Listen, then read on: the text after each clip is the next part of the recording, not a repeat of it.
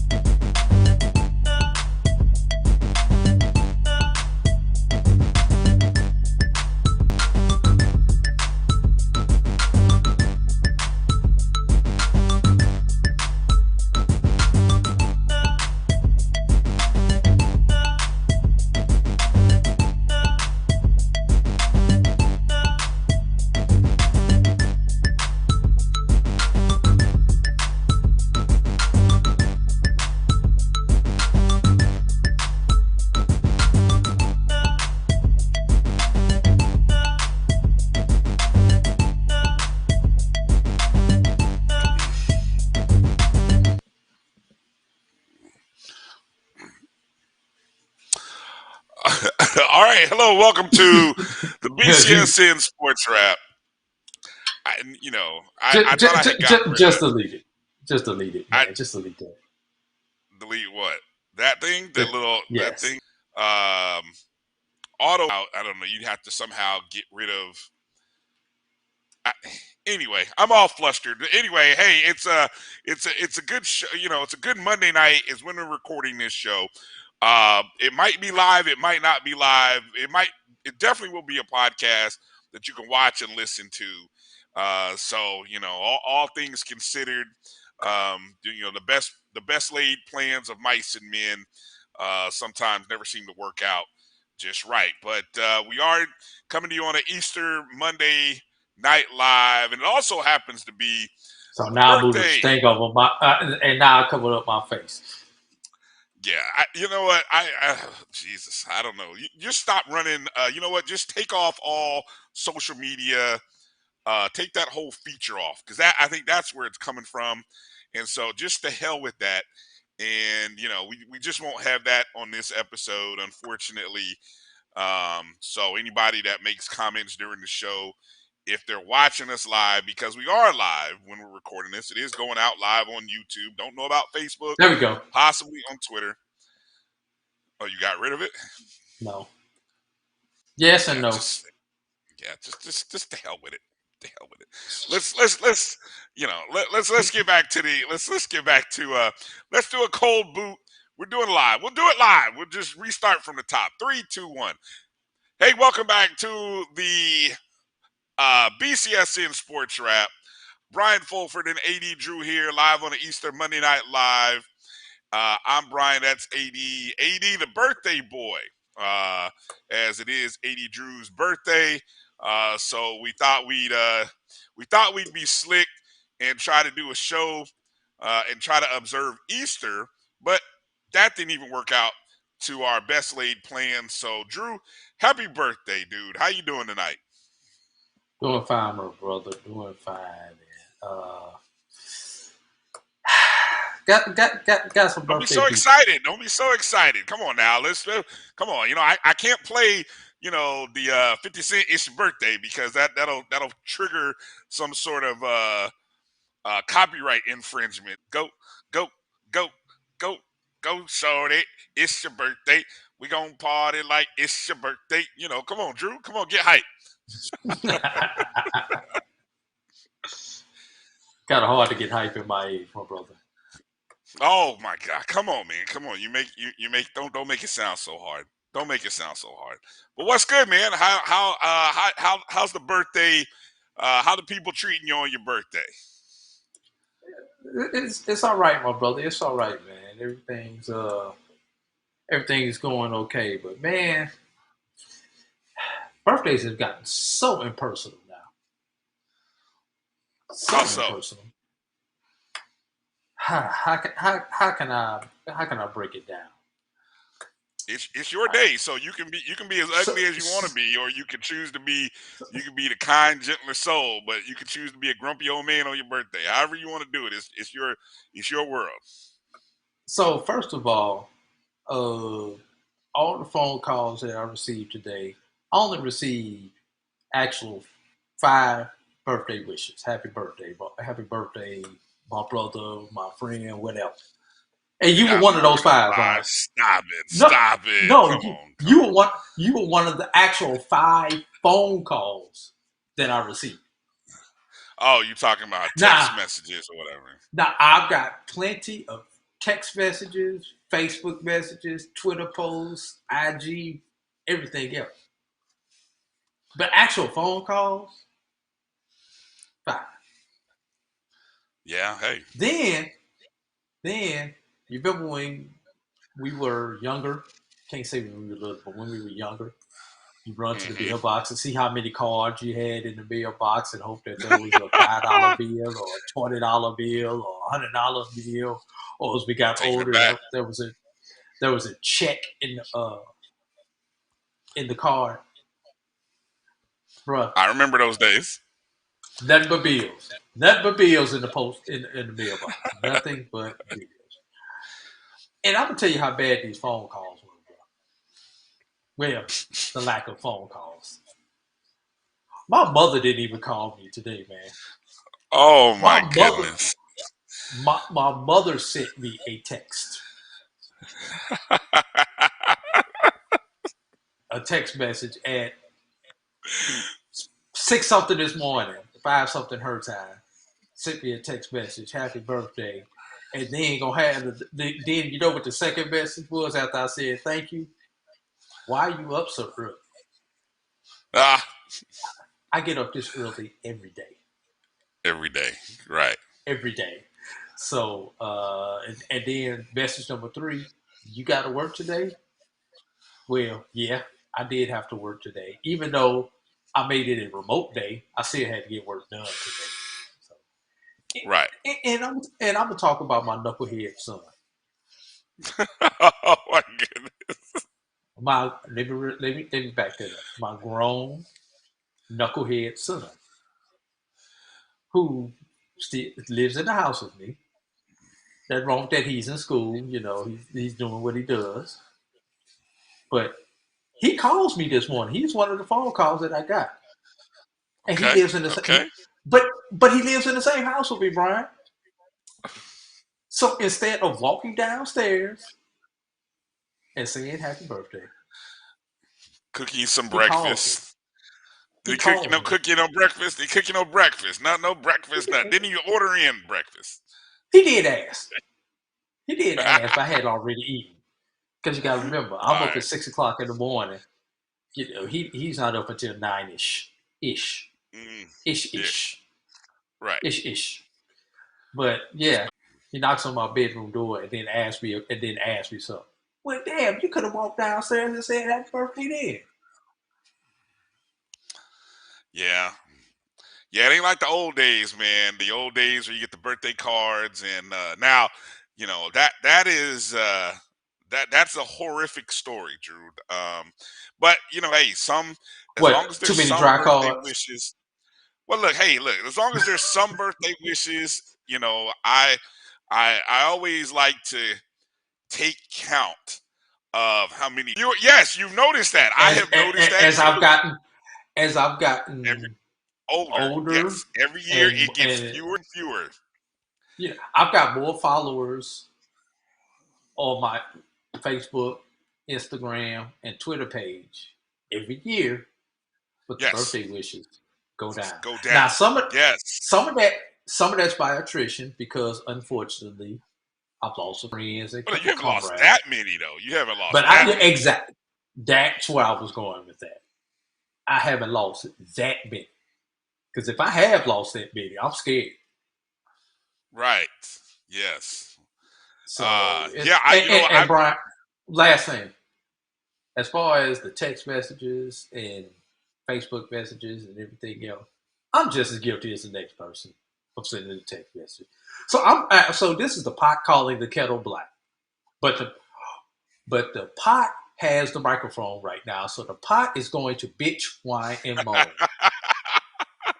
until somebody shuts off my mic. And since I'm gonna go. Okay. So 2 things. One, you mentioned the whole Facebook going down thing. See, I think there is remember, Facebook has gotten away from its core principle. Its core principle was to remind you about your friends' birthdays and things like that. See, now, because of the algorithms, I see things that people do like 2 and 3 days later. So it's like, oh, hey, your son had a whatever. Oh man, that happened 2 days ago. I'll look up. I'll say, damn. Now I'm not on Facebook every day, but I'll visit the book. It's not first off, this is how old we are. It's not even Facebook anymore. What's it called? It's like Meta now. It's Meta. got a new name. Did you know that? Yeah. So Yeah. first off, we're showing our age. Okay, it's not even Facebook anymore, but we still, us old folks, still call it Facebook. So that's, and I get a kick out of the fact that I have to really pay attention to where the birthday notifications are, because I don't just randomly see it. They're somewhere in the top right or top left, mixed in with all the other little icons and gadgets that are on the web page. So if I'm not focused in on them, if I didn't wake up and I'm not feeling great, or if I'm not feeling my perky best, I'm not giving two craps about whose birthday it is. And then maybe, just maybe, if I come back to Facebook later on in the day, then I might actually stumble across the birthday wishes. So, that's the first thing. And then secondly, uh, I do, sadly, I do kind of take count. I'm kind of looking and saying, man, I'm hoping this person replies and says happy birthday to me. Isn't that sad? I'm like, man, I remember she was a smoke show back in college. Let me see if she gonna say happy birthday to me. I know she's married and got kids. I don't care. But anyway, that's just I just had to say that. So yeah, man.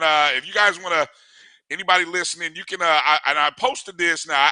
Because I do control a little bit of the social media for the Black College Sports Network. I made sure that you got some love, Drew. I put the Cash App out there, Coach I don't Drew. know why it's dry.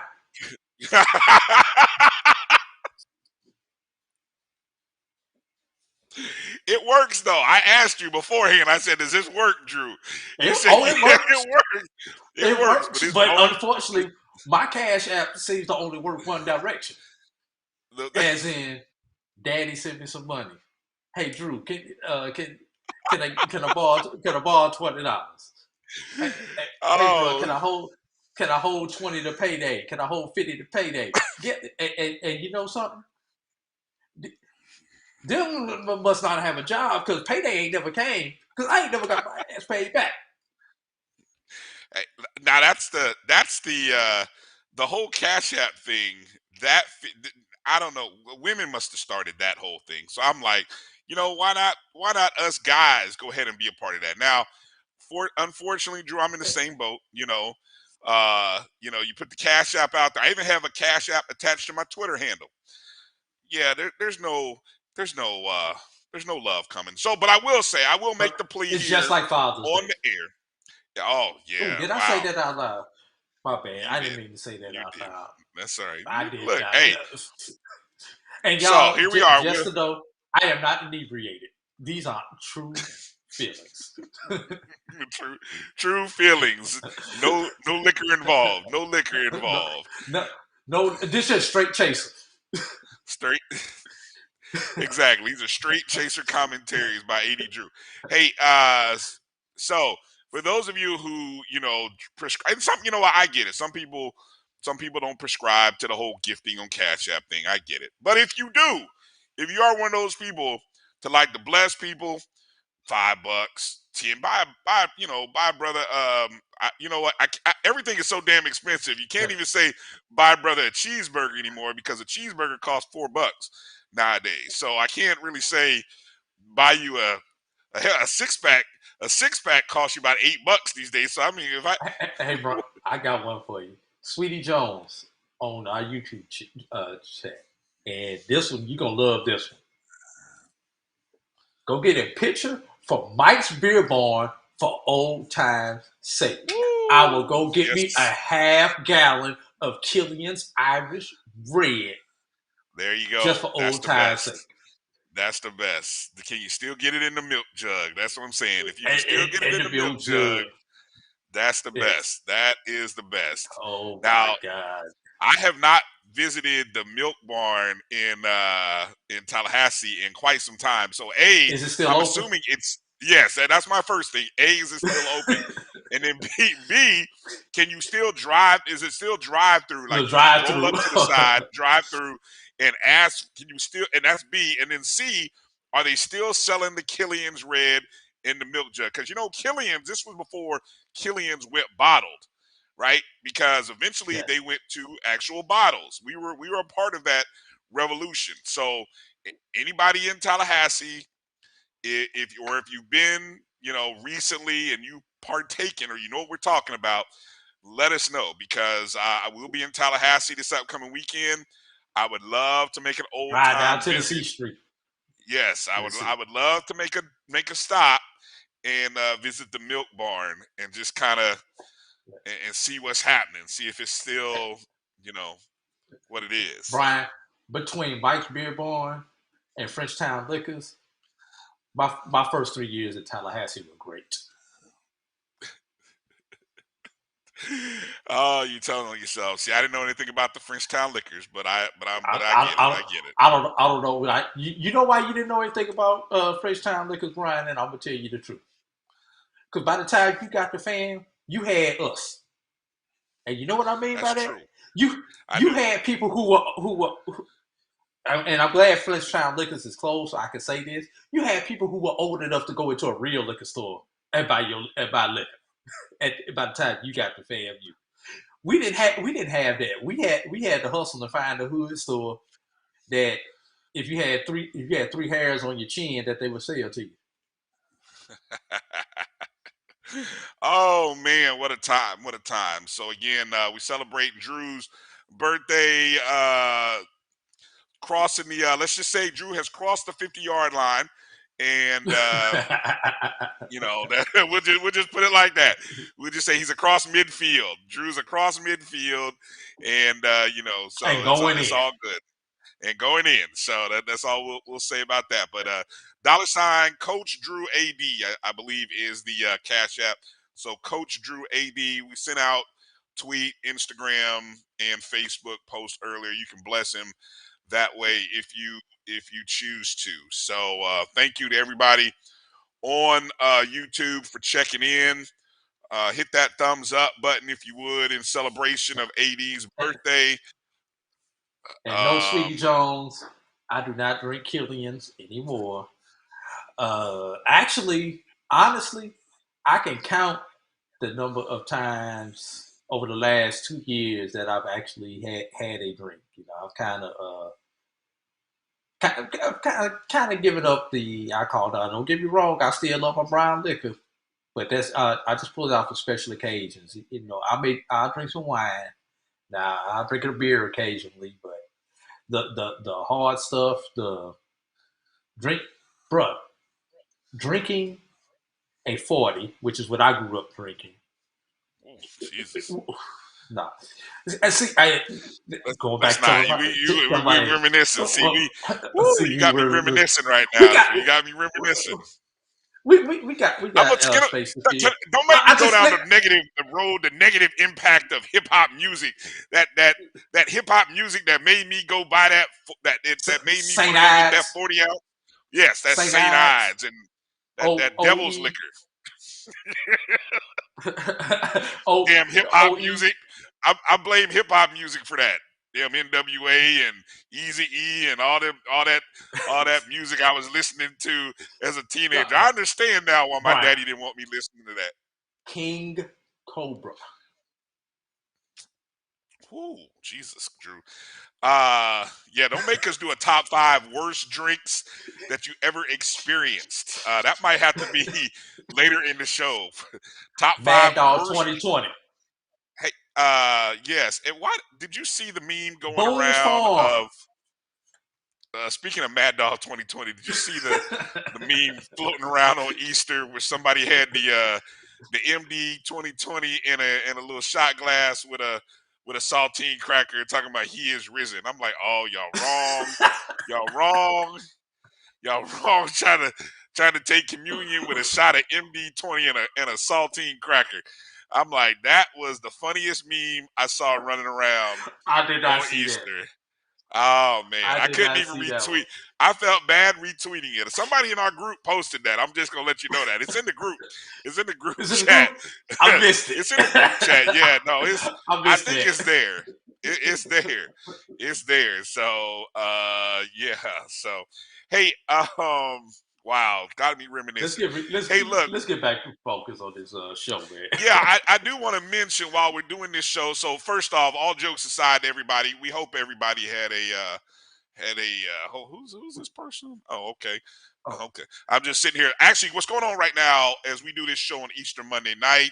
First off, we hope everybody had a blessed Easter Sunday, a good Friday. Some of us had a 4-day. If you're a school teacher or you teach in the Christian schools, you probably had a 3 or 4-day weekend. But for everybody, we just hope that if you are a believer, that you had a good weekend and celebrating and really had a chance to take stock in this weekend. What's happening now live on Monday night is the WNBA draft, the 2023 WNBA draft. And so my hometown Indiana Fever. Now, I say that tongue in cheek because I have never been to a game. Never been to a game. I think the fever came after I had long left the city. Um, and so yeah, they took Aaliyah Boston from South Carolina State with the #1 overall pick, which I think, Drew, the Fever have had the #1 overall pick probably maybe more times than any team in the history of the WNBA. I think they've had it at least maybe 3 or 4 times, I would imagine. Um, and so after choosing her, then they chose a young lady from Indiana University, which is the most Indiana Fever pick thing to do, is to go and pick a girl from Indiana University. You know, you got to get folks in the. If Aaliyah Boston doesn't do it for you, then you got to go get a young lady from. You saying Aaliyah Boston can't do it? I'm just saying, if you're in the state of Indiana, if Aaliyah Boston doesn't get you into the seats to go watch a Fever game, then you go get the next best thing, which is a girl from Indiana who's going to look like a lot of the patrons that are going to be spending money on tickets. Does that make sense? And Brian, the reason Indiana Fever have been in that position is because of that mentality. Because remember, at one point in time, the Indiana Pacers were talking about drafting Steve Alford instead of Reggie. 7 No, or 8. 87. 87. I was Yeah, there in 87. I was there in the building. And yes, we didn't know who Reggie Miller was. All we knew is that Steve Alford was available. He just took the team to a national championship. And why wouldn't you why wouldn't you draft a 6'1" white shooting guard in the NBA the white ain't with got the, nothing to do with it. The well, speed look, do, but the white ain't got nothing to do with it. it didn't, but you know, you go back and look at the draft that year, and you know, if he wasn't 7 foot tall and one of them big guys, then you know. But anyway, yeah, And that you was know, after so Wait a minute. But he would have fit in. You had Stepanovich, you had Chuck Person, a rifleman at that point and in the time. rifleman, yeah, yeah, yeah. So why not have a point guard? Again, he was not a point guard. He was a shooting guard, a 6'1", 6'2" shooting guard. Now, and Reggie Miller, of course, being about 6'4", 6'5", you Wait, know, all we knew is he was Cheryl's sister. That's all we knew, and he was a that's all we knew. California kid. That's all Yeah. we knew. We drafted Cheryl's sister. Why the hell did they draft Cheryl's sister? But anyway, he turned out to be one of the greatest Pacers in the history of the franchise. But I say all that as a lead-in because we got a pair of HBCU young ladies who had declared for the WNBA draft. Jasmine Harris and Ayana Emanuel Jasmine Harris, who went to North Carolina A&T after 3 seasons at UNC Charlotte.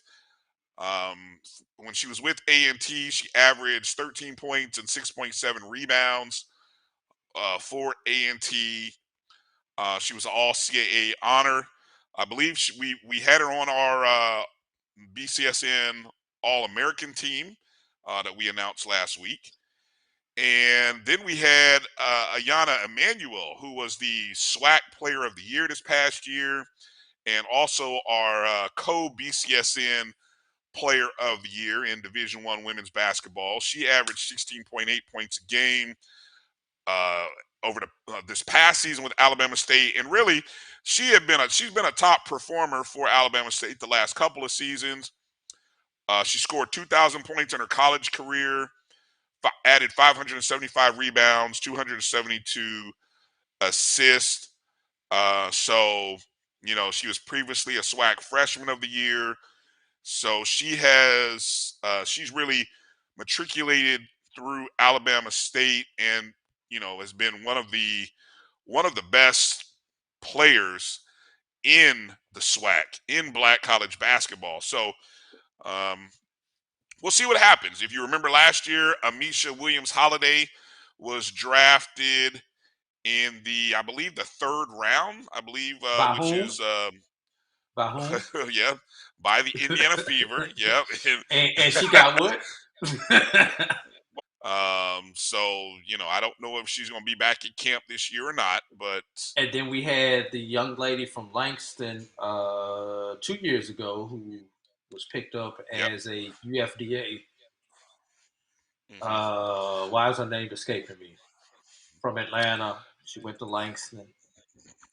It's on the tip of my tongue, but it's escaping me as well right now. So, but only 6 HBCU players have ever been drafted in the WNBA draft. And what's interesting, Drew, is the WNBA has been around for 25.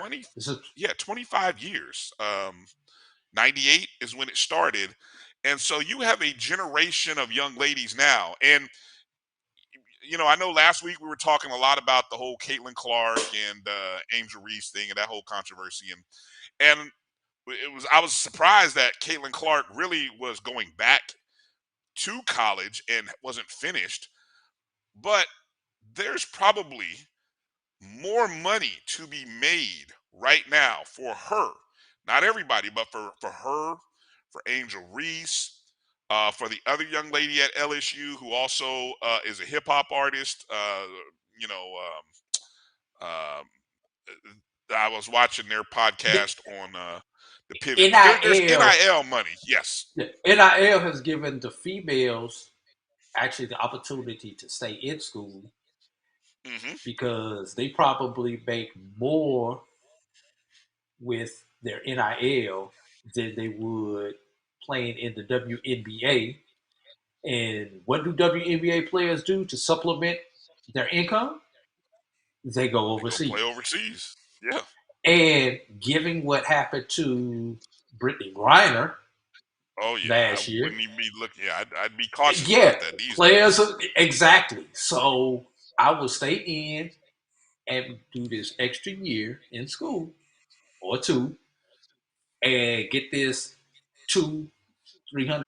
Well, here's some numbers for you, Drew. I'm reading from the Sporting News. The average salary for a player in the WNBA this is for the 2022 season. Now, this is average salary was $102,751. This season, 2023, they're expecting that number to be about $147,745. So, I mean, that's the average now. So, you know what that means about an average. That means there's some people that are half or below. Half or below, half or above. That's what average means. Exactly. So out of and a half below, there's 75 and a half above. So player number 76 is the mean. Yeah. Yeah. that's interesting. Yeah. Um, so needless to say, uh, you can make more money, and I've heard the numbers. The numbers that are being tossed around for NIL is in the 300, 400. I dare say close to maybe a million. So you're making more money in college than you'll probably make in about 4 to 5 seasons Now, in now what I want to see, in in Brian. in the, in the pros without even having to go overseas. Yeah. Flage, thank you. Thank you, Edward Flage. Yeah. Well, that's a young Yeah, lady from LSU. yeah. What I want to see, Brian, is all these athletes who are doing NIL deals now. Will any of these NIL deals turn into endorsements with the same company when they make it to the professional ranks or one of their subsidiaries and or parent company, depending on what the NIL deal is? Well, you would think. I'll give you an example. The young lady Flage from LSU. I was hearing on the podcast she did called The Pivot, right? That she potentially might have a deal with Puma, or she did have a deal with Puma. Not right now. I don't know. LSU is a Nike school, so that's kind of interesting that she's doing a deal with Puma. But anyway, she's making a lot of money. But when eventually she does go professional, her marketability is higher at LSU. I hate to say it, than it probably will be when she goes to the WNBA. Just because we the numbers that most recently the WNBA did, or excuse me, that the NCAA women's tournament did, I I bet you that it is more than what most WNBA games average on ESPN. Well, Brian, So let's think about this. Every state has that team, male or female. In Louisiana, it's LSU. In your home state, it's the Indiana Hoosiers. In that whole region and state can get behind. But when you talk about the professional teams, you're only talking about what? We got 12 WNBA teams, man. Do I have the number correct? 12? yeah, I believe 12 is 12 or 14. Yeah, you might be So right about 12. you're talking 12 WNBA teams versus 300 NCAA teams, 350 some odd NCAA teams. Now, of those Well, 350, if you just take the power conferences, the big conferences, the SEC, the Pac-12, the Big 12, the Big 10, ACC, Big East, uh, uh, uh, Big what 12, am I missing? Pac-12, ACC. A10, A10. Yeah, eight. You probably have about 7 big conferences. Those conferences probably have what, 75 to 80 teams in them, Mm-hmm. and they have more cred. It's almost like street cred, Brian. They have more cred in their own market than they do outside. I mean, come on now, Brian. Think about growing up playing basketball.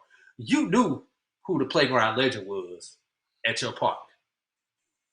You knew if you went to the park on a Saturday morning to try to get a run, you wanted him to pick you, or if you was picking, you was gonna pick him first. You knew who the Which playground decade legend was. You knew who which, that legend which was. decade was But this? when that, Kids aren't at the park no more doing that. I'm sorry. okay, we talk. Even when you go to the gym, Brian. Even when you go to the All gym right. and play. When you go to LA Fitness, right?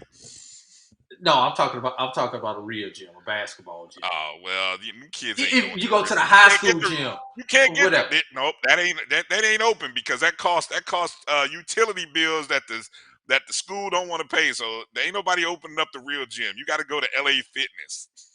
Okay. That person goes outside of that market, he's an afterthought. When he goes to the next block or the next hood, he or she is an afterthought. Well, here's what I think could happen. The NIL marketability of, players like Angel Reese, who Demetria said, I think she said she's potentially got a deal in the ballpark of $400K.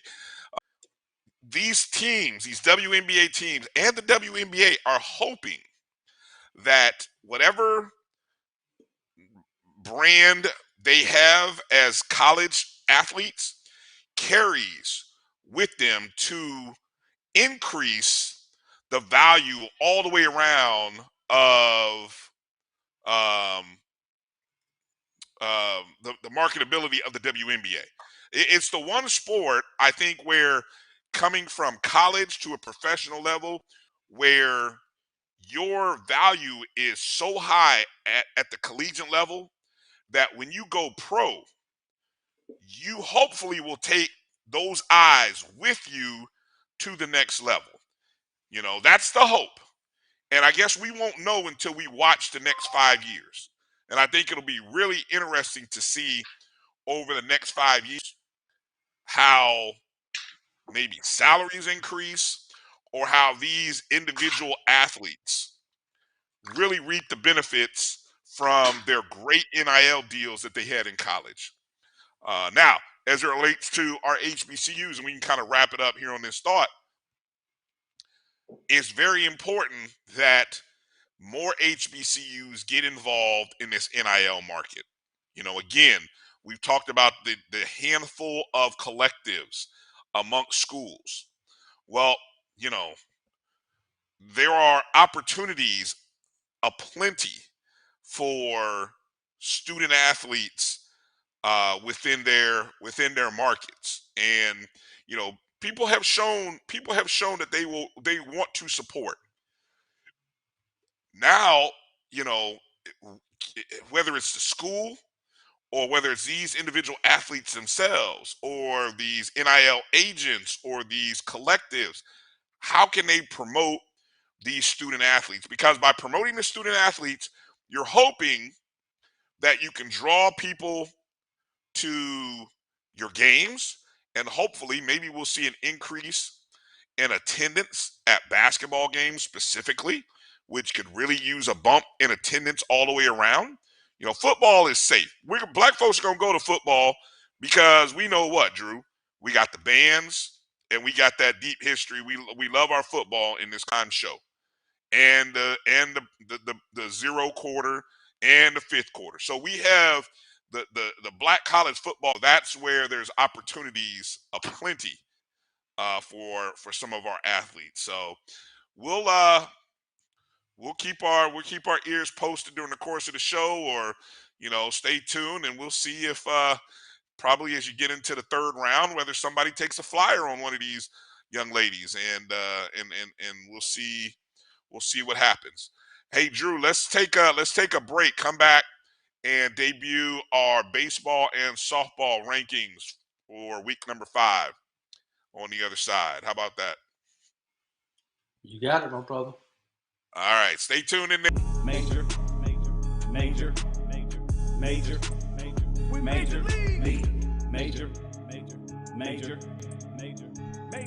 league. Yeah.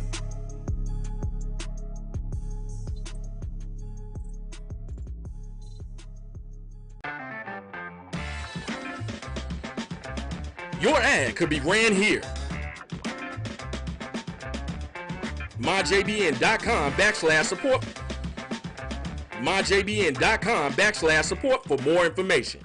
Time to call a credit repair company to fix my credit. Hold the phone, man. You can do it yourself with Credit Versio. That's way too hard. Call the credit repair company. Most credit repair companies only work on 1 or 2 accounts at a time, making it slow and expensive. You won't figure that out for months. Ignore him. Credit Versio's brilliant software scans all 3 credit bureaus, finds the accounts that are hurting your score, and guides you through the entire process. Anyone can do it.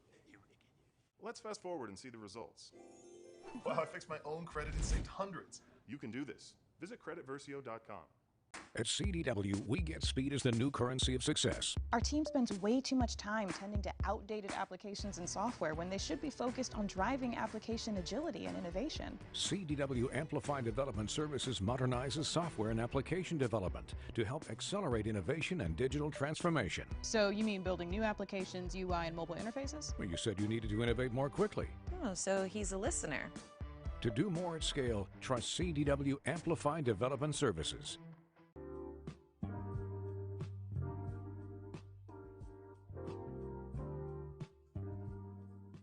This is the BCSN Pod Zone, your place for the news, views, and conversations about all things related. Birthday. So before the clock strikes midnight,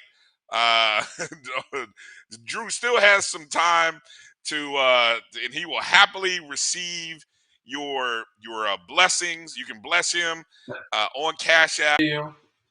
Thanks to Dr. Cavill, my Cash App is no longer dry. Thank you, my brother, the good doctor.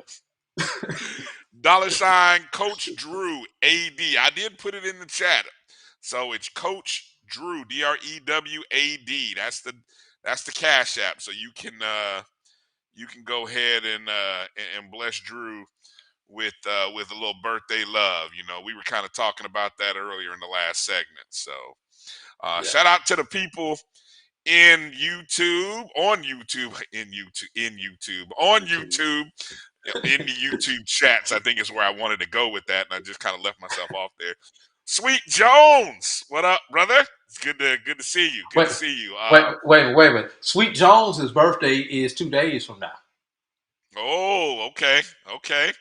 So, Google and Apple Podcasts, everywhere. So just search BCSN Pod Zone, PODZONE. You can even tell Alexa to find the BCSN Pod Zone, and you will. So all of the shows that appear on the network will come up. Carlos Brown show on Saturday, very good show. If you didn't catch it, Carlos does a great hymn. Maybe it was Southern. I always forget. And then, of course, Charles Edmond. But they had a great conversation. So that was good to go. So anything you want to add in there, Drew, before we debut the baseball and softball top 5 rankings? It said, I don't even know if my hand can hold a 40. Dr. Cavill, you start off with it. It's like that. You get it down. You get it down to the label, and then you grab it around the neck once you get it down to the label.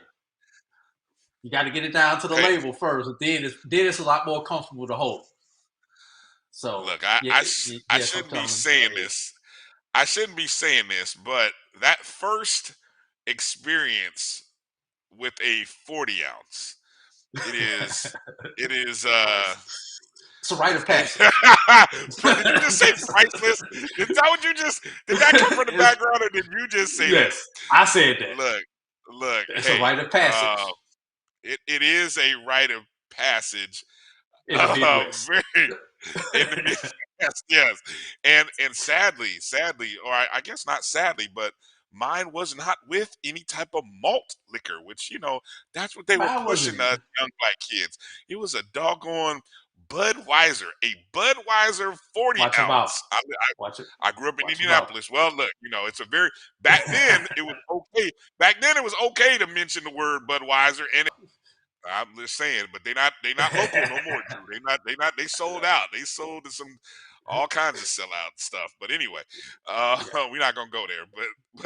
But that it is amazing the rights of and you know, it's funny being an educator, right?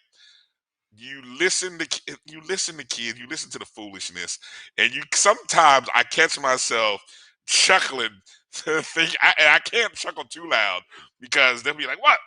And I'll be like, "Nothing." I have flashbacks to when I was in high school doing dumb stuff, and you know, the same dumb stuff, and all I just tell them is I just pray on them, and I tell them when they leave my classroom, "All right, guys, have a good day. Make smart decisions." That's all I can do, right? That's all you can do, man. Brian, here's the difference. We did the same dumb stuff, if not dumber, back then. The difference now is everyone has a cell phone. That means Yes. somebody recorded it and somebody is tweeting it when you do something dumb. Oh, Because if they had cell phone, you know as well as I do, Brian, if they had cell phones when we were in school, we would probably not have the positions that we have right now in life. That's all I'm gonna say. Because we did some good stuff. And you mentioned something about those birthdays. Because somebody else's birthday who's on our YouTube chat, his birthday was 2 days behind mine. There's only really about 4 weeks in that month because you know the last week of the month is really graduation. It's preparation for graduation, or maybe you've got finals or off. And so yeah, you know that last month of April, you know I don't miss it. It's a tough time for college grads, college seniors, anybody in college. Then you got to figure out if you got to go to summer school or if you're going on an internship. Am I going home for the summer, or am I going to stay here and work? And if I'm going to stay here and work, but my lease runs out in when, so can I go shack up with somebody for the summer till my new lease starts? Yeah, there's a lot of pressure that goes on this time of the year for these college kids. Yeah.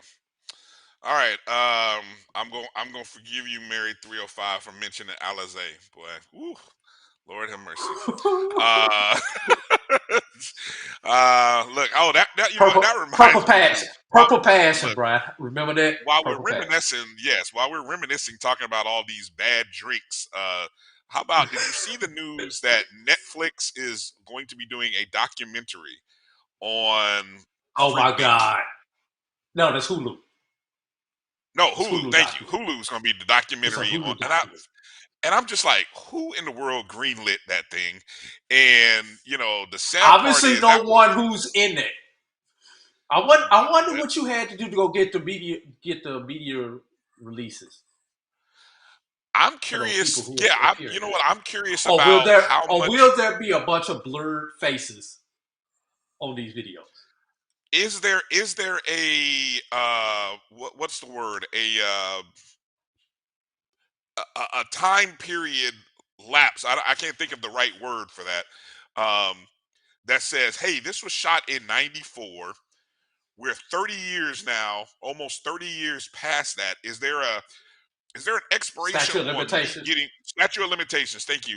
On me getting these people put their name on a video. Nobody in these videos are going to look the same 30 years later. But if you know, you know. You know. And somebody will see you, and then it'll be a question of who are your friends and who really don't like you, because when they see the audacity to screen capture and take a digital photo of you and say, yo, this is so-and-so, and this was my college roommate. I remember, you know what I'm saying? I'm just wondering, the jokes have been plenty online. You know, people talking about their aunties and somebody, daddy is in that video. Yes. Somebody may have been made in that video. Well, stop now. Yes. You know, that was right about the time when video cameras and traveling on the road were video cameras, because you would come back and people would, you know, you would get a collection. You go in the dorms, you would come back and you would see, you know, what kind of videos people took when they went on spring break or Freaknik and stuff like that. That's how Girls Gone Wild got started. Yeah, exactly. With the video cameras around that same video cameras, yes. And so it's real interesting. It'll be a real interesting thing to see. But anyway, I just thought that was worth mentioning while we were talking about just reminiscing here a little bit. So let's Brian, I'm gonna throw one other one out, and I hope they don't do a documentary on this one. There was this event in Tuskegee called the Players Ball. I don't know if you I've ever heard never about heard of that. it. How many I people have about it. heard of Never the went. Players Ball? I have heard Yes. about it. Never went to. Heard about Yes. So, is the Players Ball up next, or is Black Beach Weekend up next? it. Ooh. Hey, that reminds me. So let's do. Hold on. Before but we talked about, we had a show. Sort of a sidebar conversation about documentaries and things of that nature. And so I kind of jumped the gun. I wanted to, because it was related to sports documentaries, but let's save that for a second. Let's introduce these top fives and soft, and I want to just throw that out there to the to just kind of touch on um, sports documentaries, stories that we would like to have told, or at least still be able to HBCU thing. see. HBCU related stories that we think, and I think that, obviously this is on the heels of the whole Hulu wanting to do a documentary on Freaknik. Jesus. Okay. You got all the boards. Now this is week number 5 of our top 5 rankings in softball and baseball. Again, just to let everybody know, the way we do, we have this broken up into 2 groups.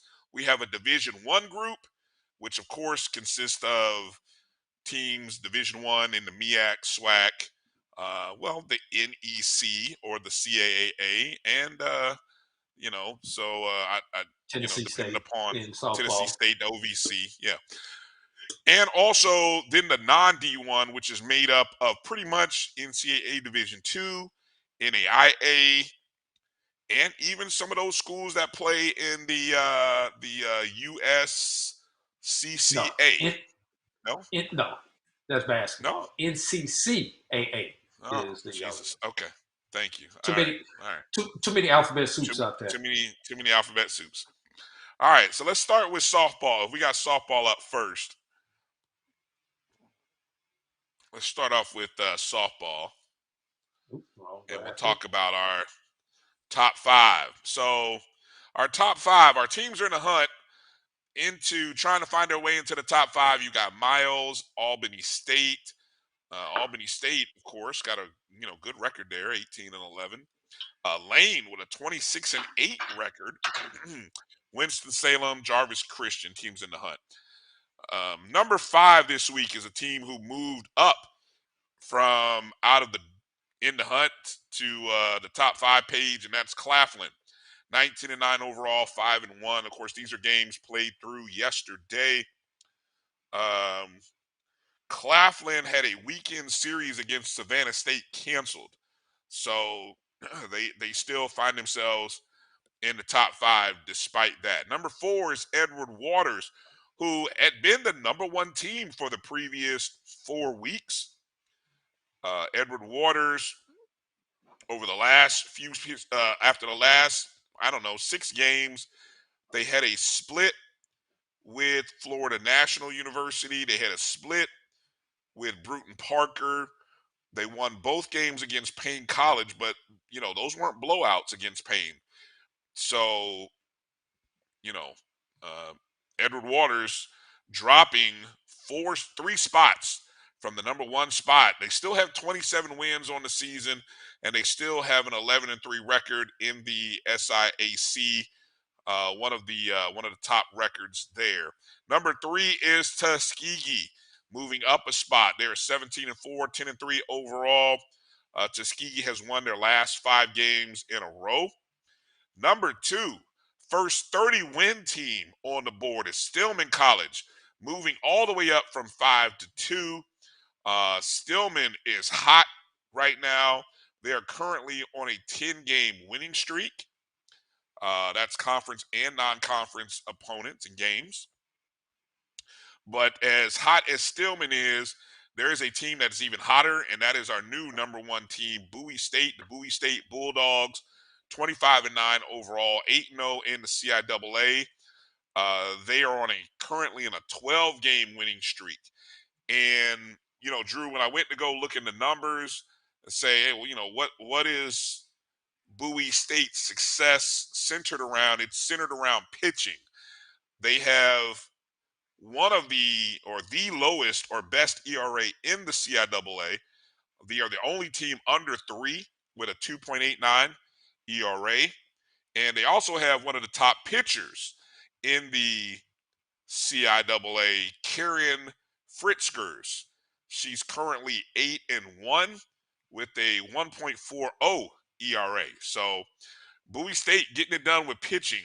It'll be interesting to see come tournament time how they do against a team like Virginia Union, who is one of the best hitting teams in the CIAA. They always say, pitching wins Good in the pitching. playoffs. Good pitching beats good hitting every time. Yeah, exactly. So I think our friend, it'll be interesting to see what comments we get from our friend this week, Drew, because he's been trying to tell us that Edward Waters was not worthy of being the number 1 team, and so this week they dropped the 4. And although they've been they've been under the premise that Tuskegee is the best team, which I don't know. We'll see. Might be. And what's happened is everyone is selling Stillman short because they play in the NAIA. But yes, Stillman probably played. No, I'm gonna take that probably out. Stillman plays in a tougher conference than both Bowie State and Tuskegee playing in the Southern States Conference. So that's why they are climbing up the ranks and sit as our current number 2 team. Yeah, Stillman was taking some beatings last year in the SSAC, and so it's kind of good seeing them having turned it around this year. So let's go over to that's the non-division 1. Let's go over to the D1 side of things. And again, weather and travel have an effect on some teams. Teams in the hunt this week: North Carolina Central, Florida A&M, who had a weekend series against Alabama A&M, practically postponed. All games were postponed. Bethune-Cookman, Tennessee State, and Alabama A&M. So, obviously, those are the teams in the hunt. Norfolk State moved up, thanks in part to playing and winning this past weekend. They're currently 17-15, 8-4 overall in the MEAC. Alabama State is number 4. They moved up a spot, 22-16, 11-4 in the SWAC. Grambling stays put at 3. 23-12-1 is their record, 9-3 in conference play. Number 2 is Morgan State. 20 wins, 13 losses, 10-1 in the MEAC. Formerly the number 1 team, dropped. And they dropped because, look at the point differential, by 0.03. Morgan State moves into the top spot. All Morgan State has done right now is, they're on a 14-game winning streak. That's conference and non-conference. Of course, they're 15-0 in the SWAC West. And, when I went digging into those 15 losses, because a lot of times, Drew, when you see a team that's 15-0, right, you do the non-conference math and say, oh, but they were, 3-15 non-conference. Well, 6 of those 15 non-conference losses, Drew, were by 2 runs or less. And so Prairie View, if you give them the benefit of the doubt and say they maybe win those 6 games, I mean, just imagine what kind of record they're sitting on right now. So, yes, their non-conference was 3-15, but talk about being prepared for the conference. Now, granted, the SWAC they stick to their divisions, which is I hope that's something that they change in the year two and sometime in the upcoming years, because Prairie View plays, against, now granted Grambling is over there, but if you just take a look at, if you just summarize our poll and looked at our rankings of the top 10, you've got Alabama State, Florida A&M, Bethune-Cookman, Alabama A&M. That's 4 teams from the East. And so really, outside of Grambling State, I mean, who else is competitive with Prairie View A&M right now? In the SWAC. So it's an interesting dilemma, but we'll see. We got a new number one. So we end up with 2 new number ones on the softball side of things, Drew. Yeah, and Brian, that's an easy solution for what you're talking about from the SWAC.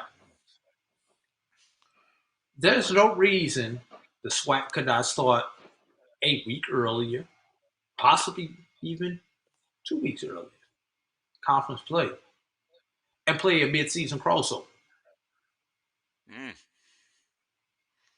You could get it done. Yeah, you play everybody within a 3 to 4 day span in a crossover. Take a week in the middle of the season, play a crossover. Every other conference does it, but the SWAC doesn't do it. That would at least give you the opportunity to see the other side of the conference. Now, I'm not talking about 3 games series. You just play 1 game against everybody. So that would add 6 games to the conference schedule. And you would get the opportunity to play everybody on the other side 1 time just to see what they have when you face them come tournament time. Yeah, I certainly think, or I'll take it even further. That idea in those 2 weekends, maybe do 2 clusters where you take Same thing. 3 teams from one side, 3 from another, play at a site that is, maybe one side, a eastern site, a western site, and you almost make then flip it.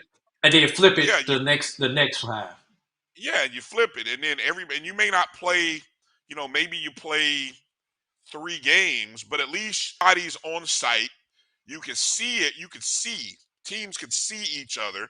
I think you can make a big weekend out of that. If you had, something on a nice field, or you find one of these multi-purpose ballparks. I'm just going to throw a place out. It's softball. There are complexes everywhere for softball. All over the country. Yeah, exactly.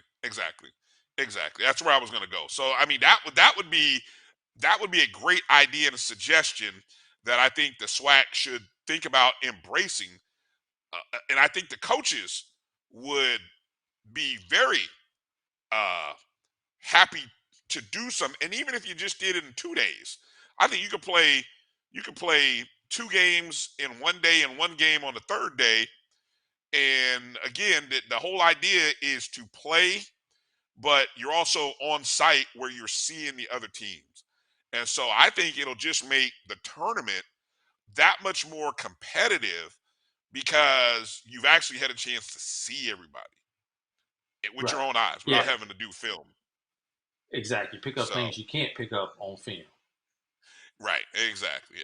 All right, let's go over to the baseball side of things. First, starting with our non-D1 in-hunt schools, you got Kentucky State, Virginia State, Edward Waters, Florida Memorial, and Bluefield State. Pretty interesting. Edward Waters and Florida Memorial, 2 schools that were in our top 5 earlier in the season, as the season got, and beginning of the season. So our number 5 team stays the same. It's Miles College, 16-16, 13-7 right now in the SIAC. Talladega in the Red River, I believe, the NAIA, 21-11-1. No, Talladega is in the Southern States still. Okay, for one last year. States.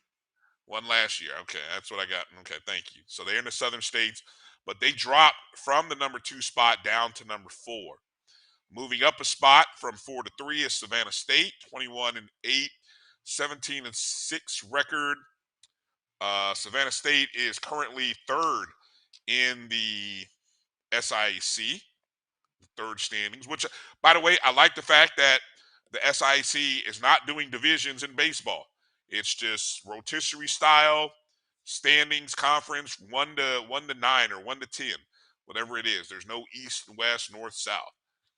I like that. West Virginia State comes in from 3 up to 2, 18-11, 13-3 overall. I did see that they made their debut in the regional baseball rankings. I think they are now 7th in their region. So that's, pretty good news for West Virginia State. But still staying on top. Number 1 team for the 5th consecutive week. Or is it the fifth week? Or is it at least the 4th consecutive week? I don't know who was the ever since how many of the polls we've had? Albany State has been at the top. This is the 5th. This is the 5th. So there would be 5 weeks then. Okay, Albany State still on top. Okay, so I said that right. I just wondered for a second. They're 21-6, 19-1, sitting overall number 1 in the SIAC on top of the standings, and seem every indication seems like they're on their way to being the top seed. Although I think they've only got like a 1 to 2 game lead over Spring Hill in the standings. So you got to be I think careful. it might be a 3-game. I think it's like a 3-game lead over Spring Hill. Okay. And I'm not sure if those two have played each other yet. I will look that up. Each other. I'm actually on the SIAC page right now. Okay. So okay. Well, if you notice, we got among the top 4 teams in the SIAC, we've got 3 of them there. Albany State currently in 1st. Savannah State's in 3rd. Miles is actually in 4th in the standings. And so, couple of things, Brian, to note. Talladega dropped from 2 to 4. There should be an asterisk by that. The main reason Talladega dropped was due to inactivity. Talladega only played 1 game last week, while everybody else played a 3-game series. So while Talladega's point total is essentially the same, they did lose that 1 game, so they did lose a few tenths of a point. But their point total is essentially the same. That loss, along with the fact that Savannah State and West Virginia won their series, actually allowed them to accumulate more points last week than Talladega. That's the reason why Talladega got jumped. It was not due to them having a bad week. They were 0 for 1 on the week. 1 game. It happens. 1 game. But they lost that game, though. Yes. Albany State lost their only game of the week, as their series against Morehouse was a wash. But Albany State, 21-6 overall, 19-1 in conference. Let's do the math, Brian. That's 2-5 out of conference. They win the SIAC. How does that fare for them going forward? Yeah. Into the regions. Yeah, that'll be real interesting to see. And Albany State's 19-1. Spring Hill is 19-4. Their weekend series that was lost due to weather to Morehouse is the difference right now. And it does look like there's room in the schedule for that series to be made up. So if I saw the schedule correctly, there it looks like that series against Morehouse could get made up, which will help even out the standings. Guess who plays each other the last weekend of the season, Brian? Hopefully it's Albany State and Spring Hill. That would be correct. And that game is at Sims Gale Field in Mobile, the SIAC. For the last 3 years, they've had a tournament because you have to take COVID out. So 19, 21, and in 22, Spring Hill has won the SIAC. So Spring Hill can screw everything up for us getting an HBCU into the tournament by getting the automatic bid out of the SIAC. And I'm afraid with Albany State's non-conference record that it may not be strong enough to garner an at-large bid should they lose the SIAC. Is Albany State ranked in the regional rankings? Have you looked at that yet? They were. Because I think at this point in the season, you have to be. You want to be. I mean, we just talked about West Virginia State being ranked 7th in the. I think they're in the Atlantic. I'll pull it up. Continue the banter over there. Yeah, so you're looking that up. Yes.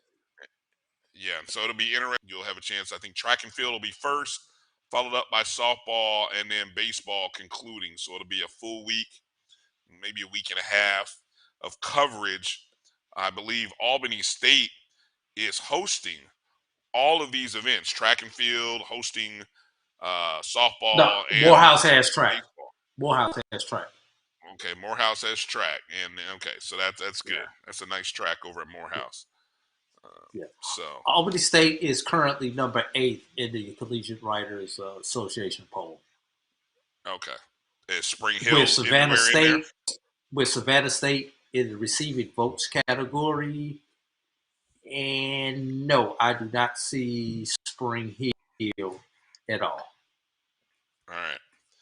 So which goes to say if Albany State does not win, that their ranking right now is not high enough to be able to sustain a loss in the SIAC tournament. They basically need to keep winning, and winning that series against Spring Hill will go a long way. I don't know if they have Savannah anymore on the schedule. I think they maybe already have played Savannah. Yeah, they took 2 out of 3 from Savannah. 2 out of 3, yeah. So that's good. All right, let's jump over here to the Division I side here before we quickly take a short break. Our Division I baseball top 5 rankings. The teams in the hunt consist of North Carolina A&T State, Grambling State, Southern, Coppin State, and Jackson State. Number 5, moving into the top 5, is Prairie View A&M. Don't be fooled by the overall record. They're 8-4 in conference. Number 4 is Texas Southern. 22 wins, mark the most wins by any team thus far, but always taking into consideration the schedule. But they are 8-4 in the West, which the West is a dead heat right now, or at least possibly going into today. I know they played some games today. We're recording this on Monday, so but you notice they're 8-4. Prairie View's 8-4. Grambling State's 8-4, so that we're only at about the halfway point. So the next 3-4 weekends are going to be really interesting to watch over in the SWAC West. Number 3 is Florida A&M. They were able to get 2 out of 3 against Jackson State. They gave up the first one, but they managed to come back and win the doubleheader on Saturday. They are 15-17 overall. They move up a spot.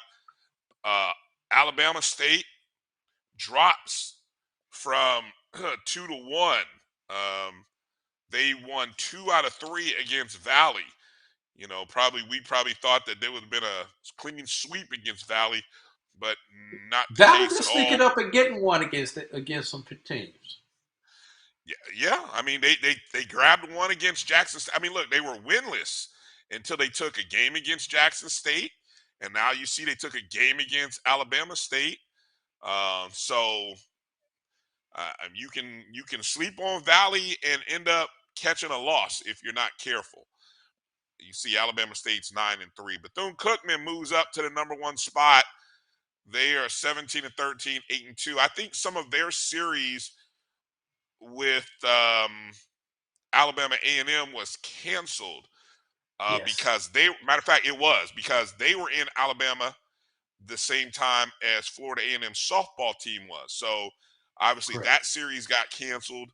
And so, I think they got one in. I think baseball may have gotten one in.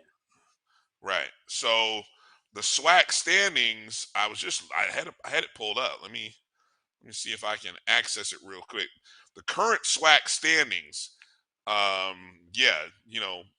in terms of wins, Alabama State and Florida A&M have the most conference wins on the east side with 9.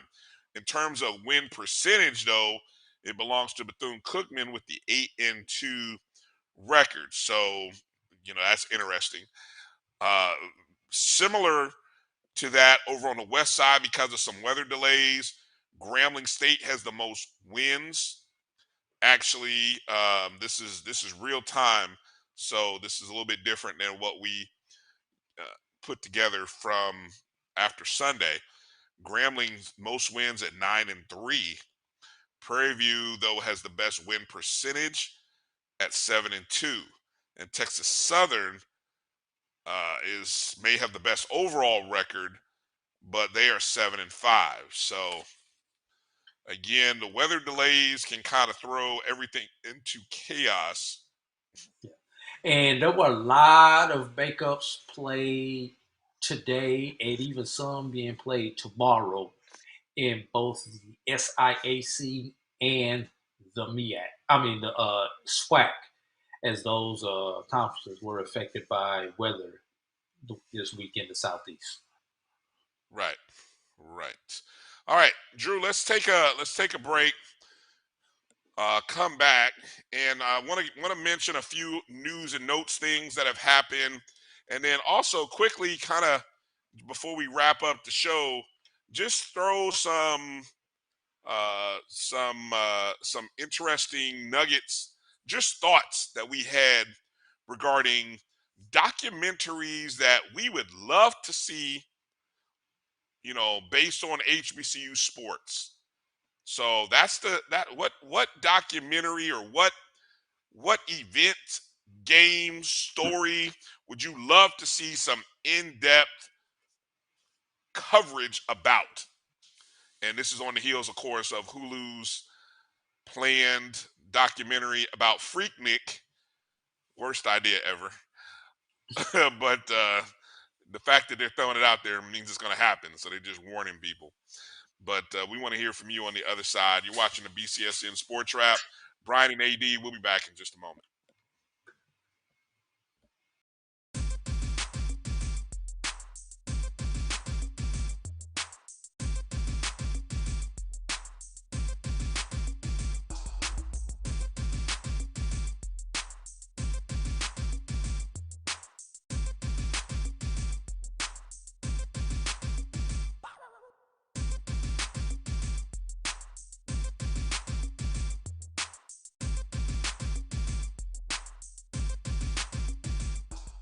It's never too early to plant the seed, to share the tradition, and instill a sense of pride in your HBCU with your little ones. HBCU Pride and Joy Children's Boutique helps you share your school spirit with a wide selection of adorable kids' apparel and accessories officially licensed from your favorite HBCU. Visit hbcupridejoy.com and follow us on all social media at HBCU Pride Joy on Facebook and Twitter. Are you hungry for authentic Caribbean food? Like jerk chicken, oxtail, red snapper, shrimp, tofu, and rasta pasta? Well, find your way over to Mango's Caribbean Restaurant, 180 Auburn Avenue, right next to Royal Peacock in downtown Atlanta. Them belly full, but we hungry. Mango's Caribbean Restaurant, open daily from 11 a.m. to 10 p.m. And on Friday and Saturday, we're open till 4 a.m. Come to Mango's and put some spice in your life. So we've got a good thing going. Mango's Caribbean Restaurant, 180 Auburn Avenue, right next to Royal Peacock in downtown Atlanta. For more info or directions, call 404-698-3992 or log on to mangoscaribbeanrestaurant.com. For instant coupons, text MANGOS to 313131. Tell your mama hungry, papa hungry, brother hungry. Mango's Caribbean Restaurant, authentic Caribbean cuisines. Open up the door. Tell them I'm hungry. From novice to aficionado, find yourself here. High quality cigars plus personal customer service. Slow Burn is Waco's only mobile cigar lounge, featuring a meticulous, curated collection of premium cigars. Visit our website, www.slowburnwaco.com. That's www.slowburnwaco.com. This is the dean of the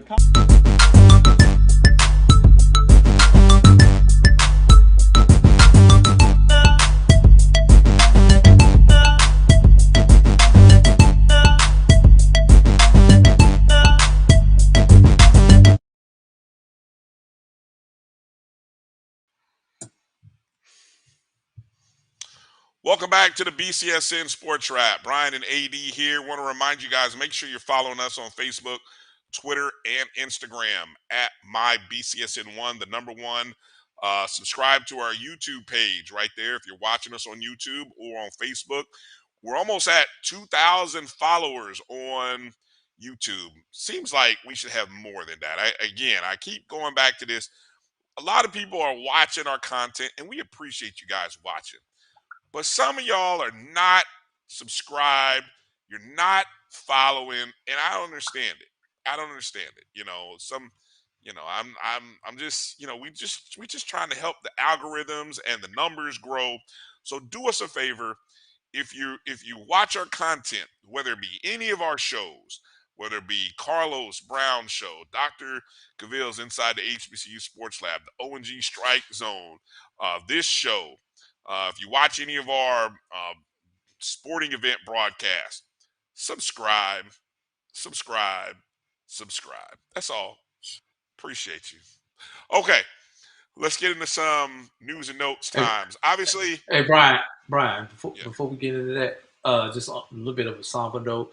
Shout out to the people in the Louisville area as we had another tragic shooting this weekend. So anyone who was affected by that, and I'm tired of saying this, Bryan.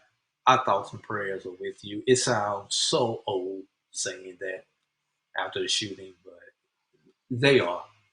So just want to put that out also on a little bit of a somber note. Okay. Yeah, I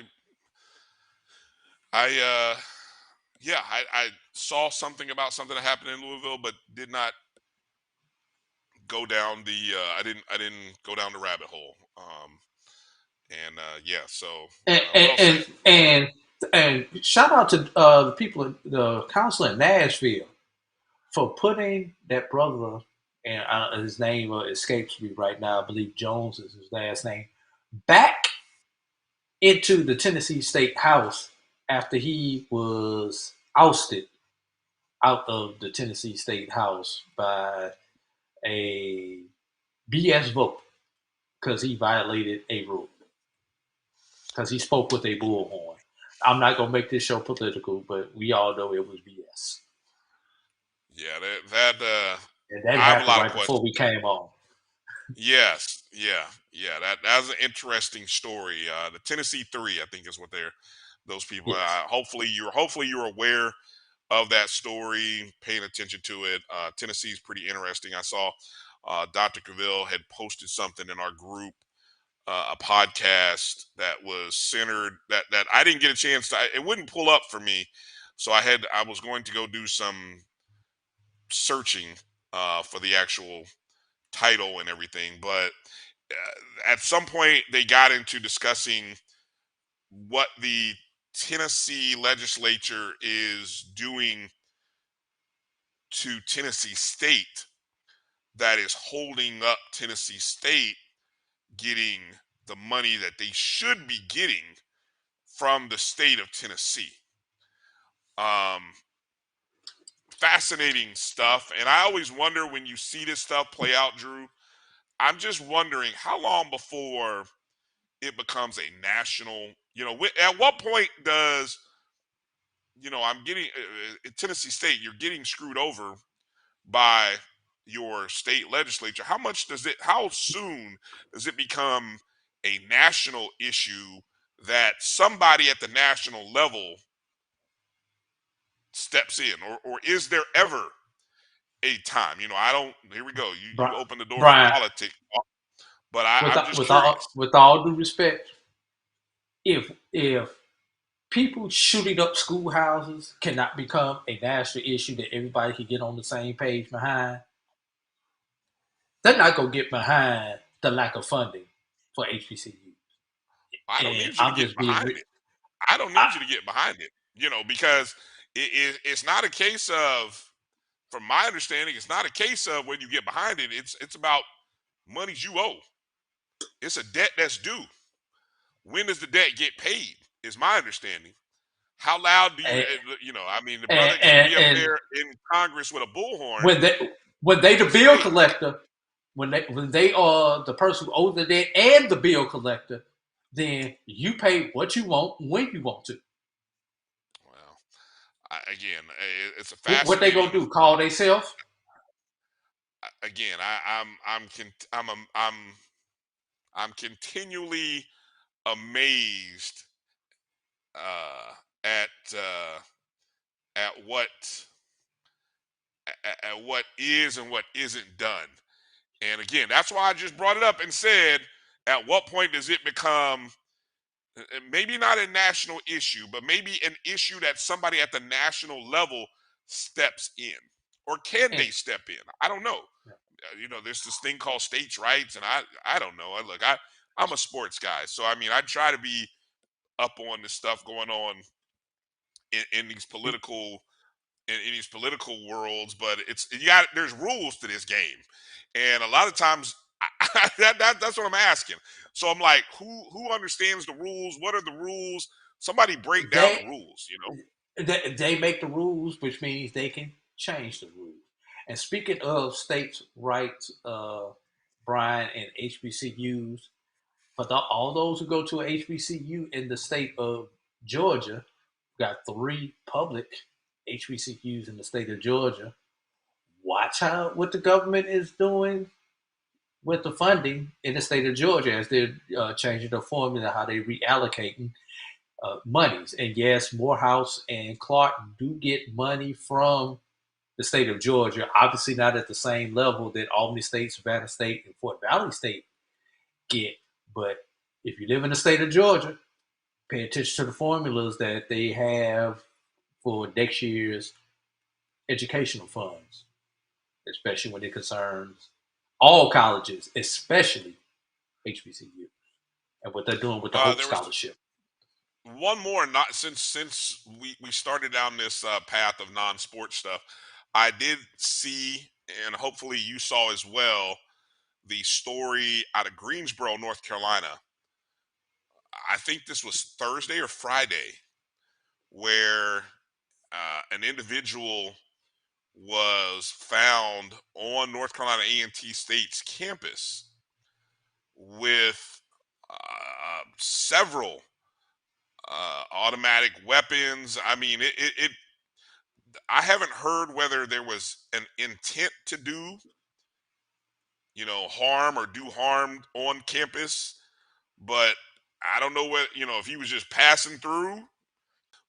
But let's just say he was found with enough firepower that it could have been really bad had he decided to go, John Wick on that campus.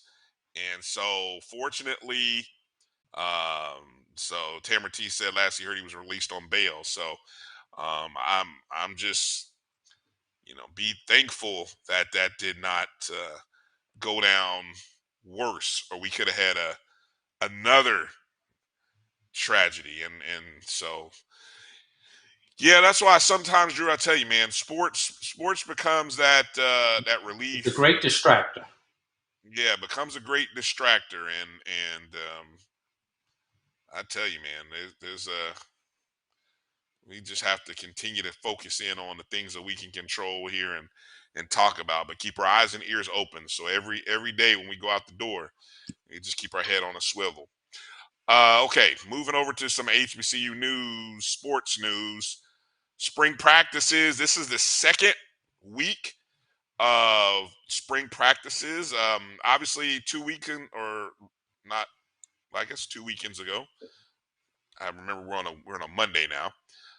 You had a handful of schools that jumped out that first weekend, notably North Carolina A&T, Bowie State had their scrimmages.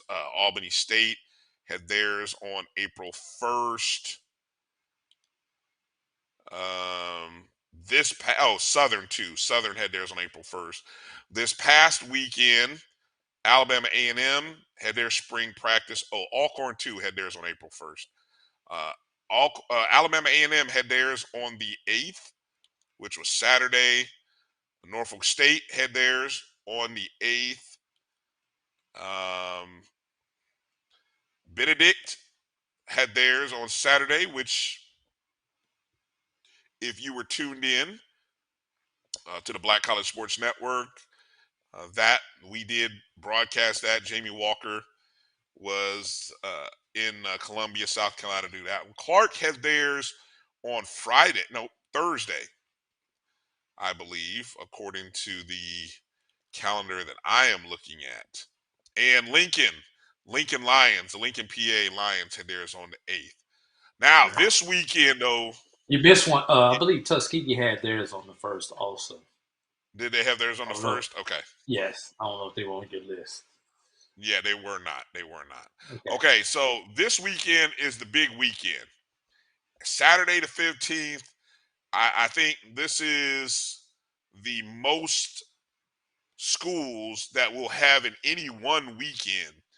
I'm just going to run down the list, and if I miss somebody, jump in and just tell me we missed somebody. But we've got Florida A&M, Alabama State, Jackson State, Texas Southern, Mississippi Valley State, all having theirs on the 15th. Howard, Morgan, North Carolina Central, South Carolina State, Allen University, Edward Waters, Lane College, Miles, Savannah State, Tennessee State, Elizabeth City State, Virginia Union, Winston-Salem State. Now, what I say, that was about a good 20. That's about a dozen. There's more than a that's dozen. At least a dozen schools. So I don't know. Anybody else that you guys tell me on the chats who we missed. And so we'll really get a chance to go through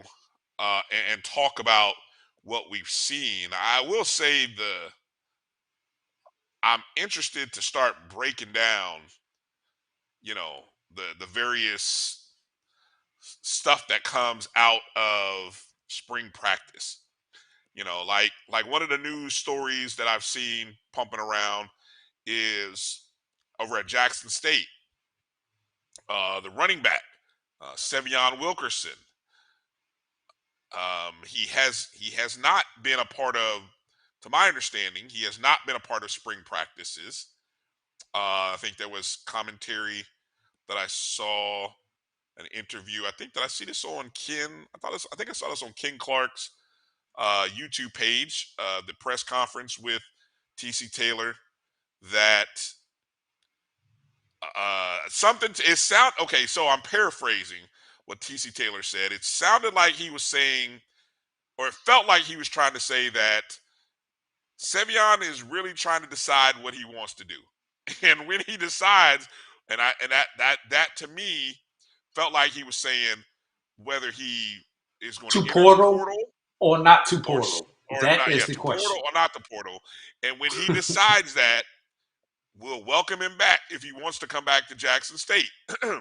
But coach is like, hey, we got to move forward with other guys. So didn't sound like it was an injury thing. It just sounded like it was, Wilkerson might have some offers or opportunities, or maybe he's kind of playing the wait and see game because obviously there's going to be another transfer portal opening after all these spring practice happen.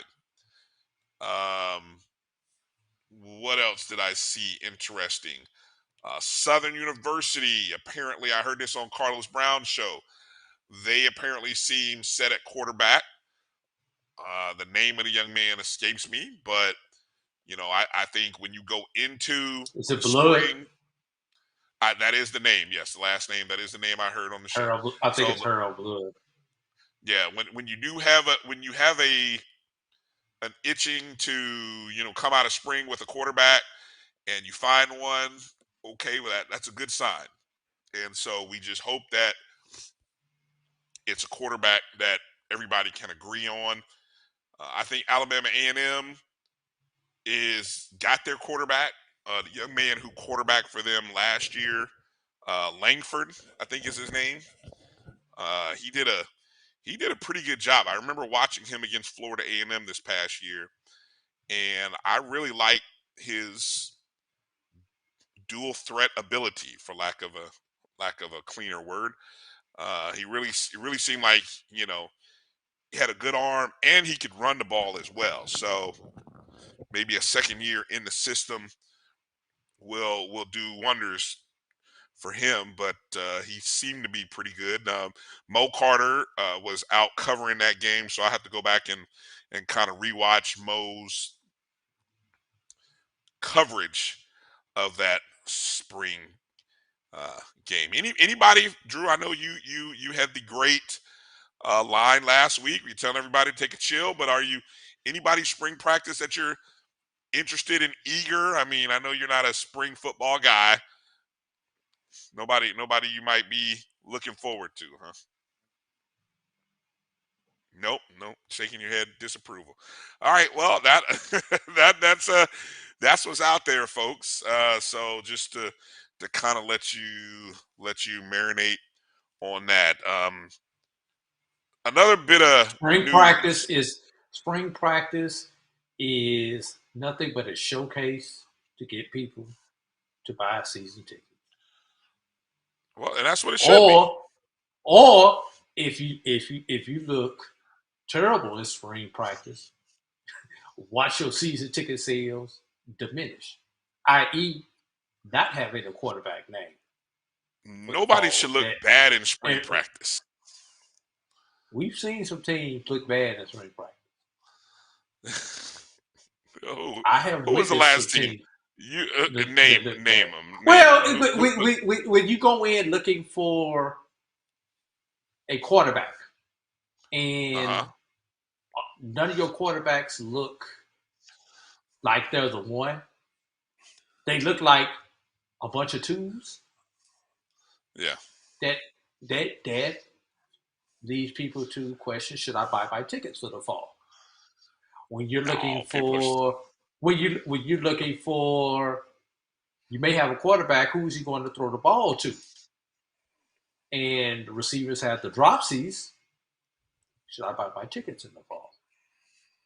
These are just some of the things that people look at. So you want to look clean and crisp in spring practice. And probably most importantly, can we get out of spring practice without any significant injuries? Any injuries that require That's number one.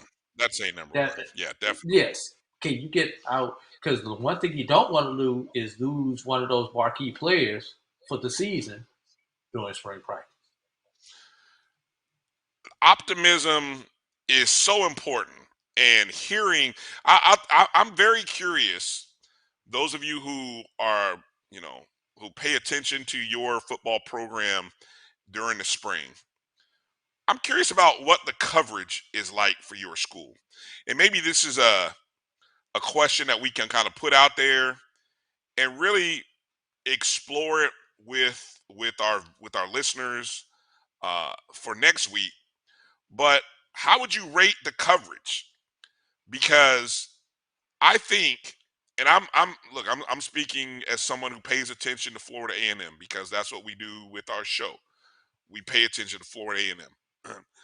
I am really, I'm really impressed with the practice by practice reports and information that we get from not just the local newspaper coverage, but also other entities that do what we do at the ONG Strike Zone, which is, dedicated to covering Florida A&M athletics. And there are other entities that are covering spring practice. And so we're getting different thoughts, angles, and then also on top of that, we're getting the university providing interviews on a daily with coaches and players. I don't recall this kind of coverage in years past. So with that said, I wonder if, I've seen stuff from Jackson State because there are a few guys from Jackson State that we follow. They seem to be providing content on a daily after their practices.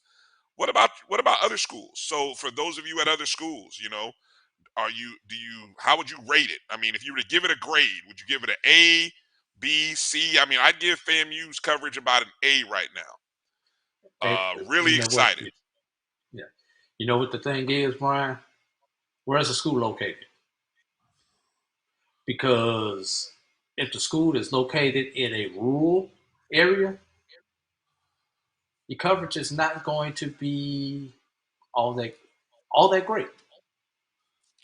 Your coverage is going to be whatever the school puts out at that point in time if you're in a rural area.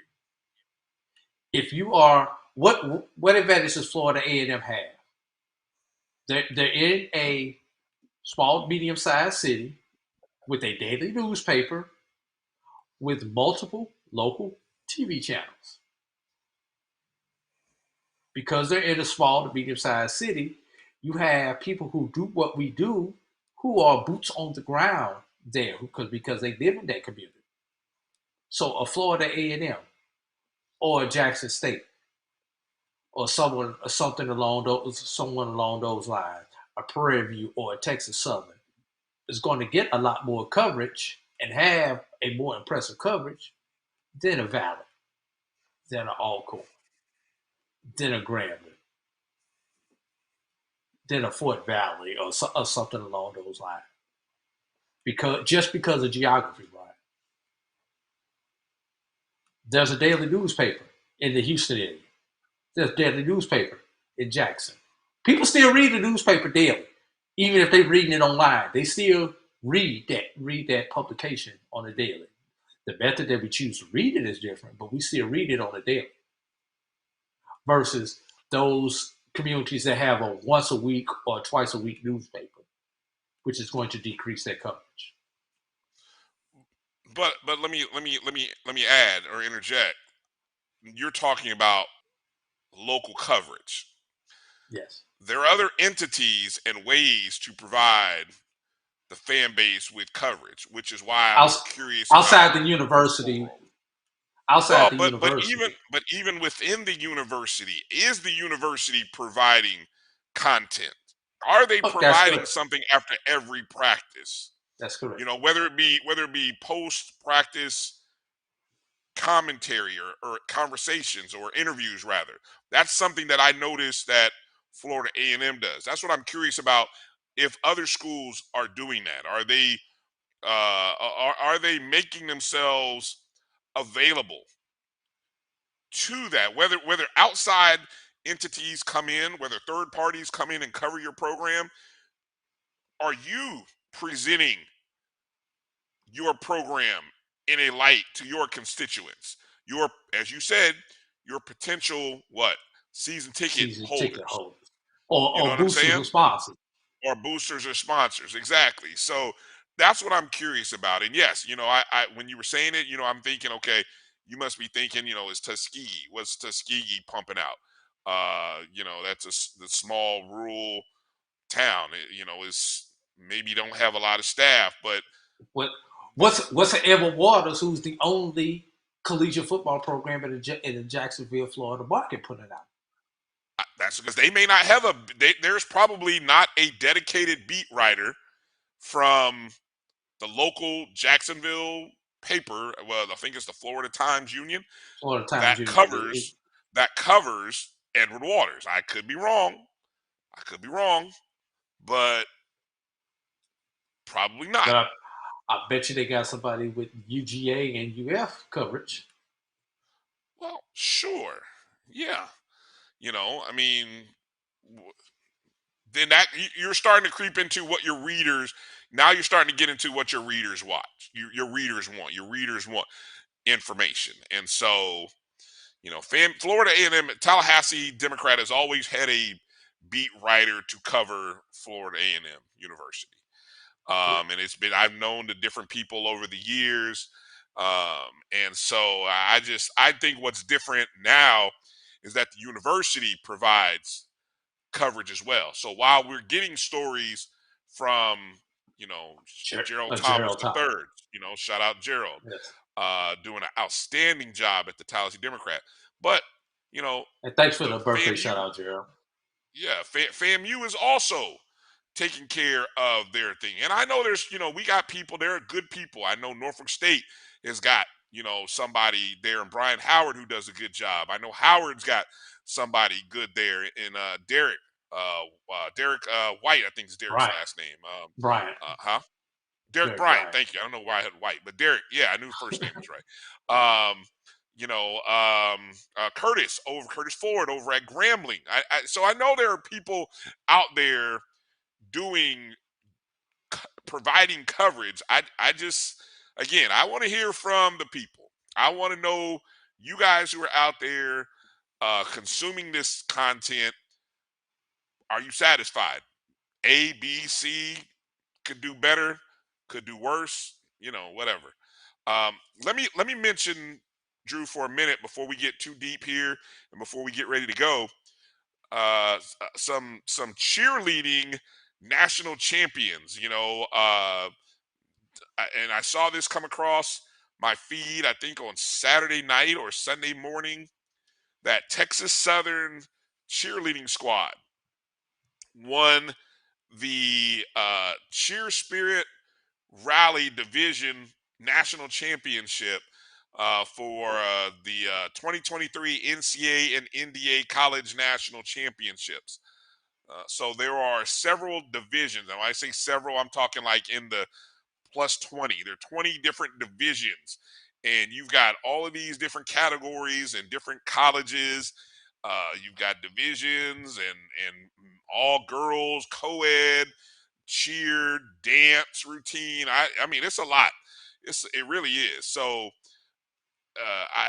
Texas Southern ended up winning, and I hope I'm not wrong when I say I think I don't know if I know it's the first for them, Texas Southern, but I wonder if it's the first for a Division I program. I think they're the first HBCU Division I. I do know what Xavier won.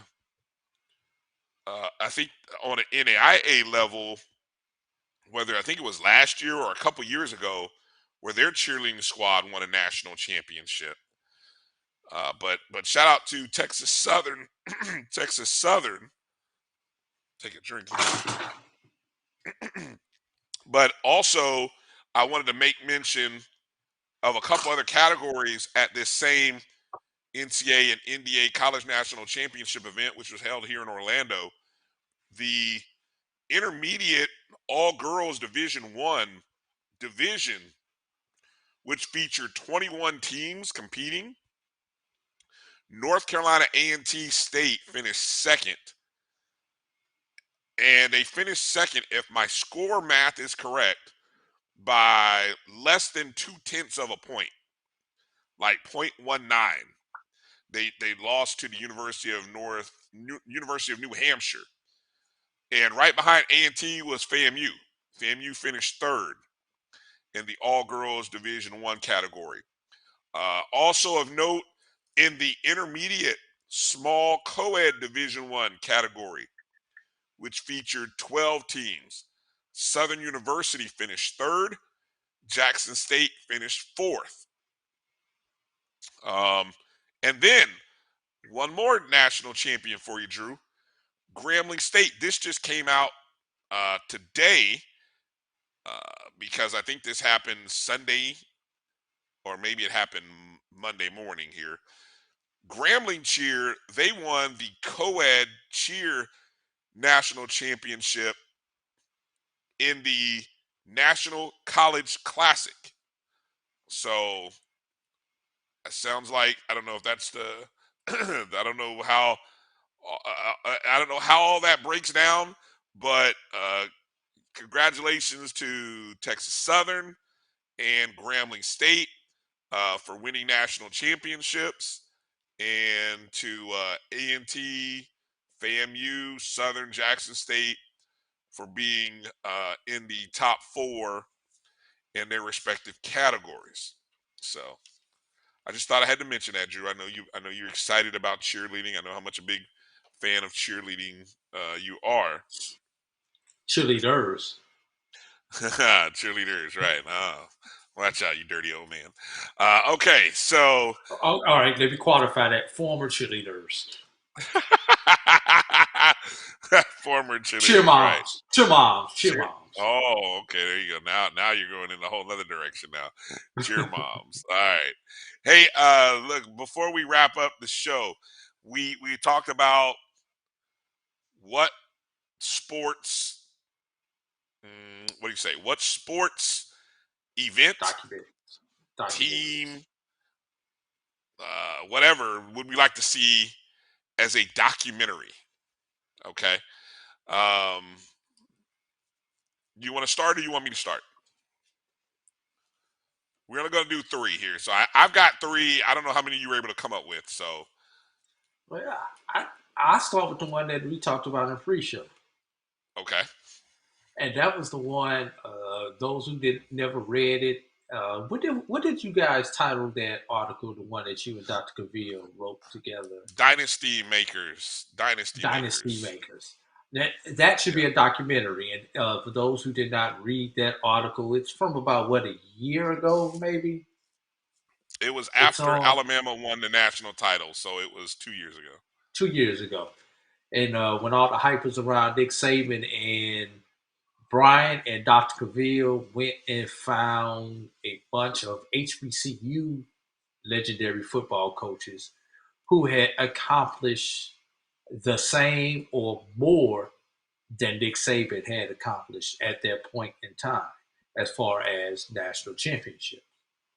And then a couple of others of us from the BCSN threw in a couple of other names that we felt should be in that discussion as an honorable mention, and those were mentioned in that article. So yeah, and I think there may have been about 8 to 10 names total in that article, Brian, and I may be high on that number. But there were a significant number of people in that article, though. Yeah, the primary names in that article, it was centered around comparing what Nick Saban had done. Of course, remember, after he won number 6, I believe. His fifth or sixth national championship. Now, this is 2 years ago, before Georgia won these last 2.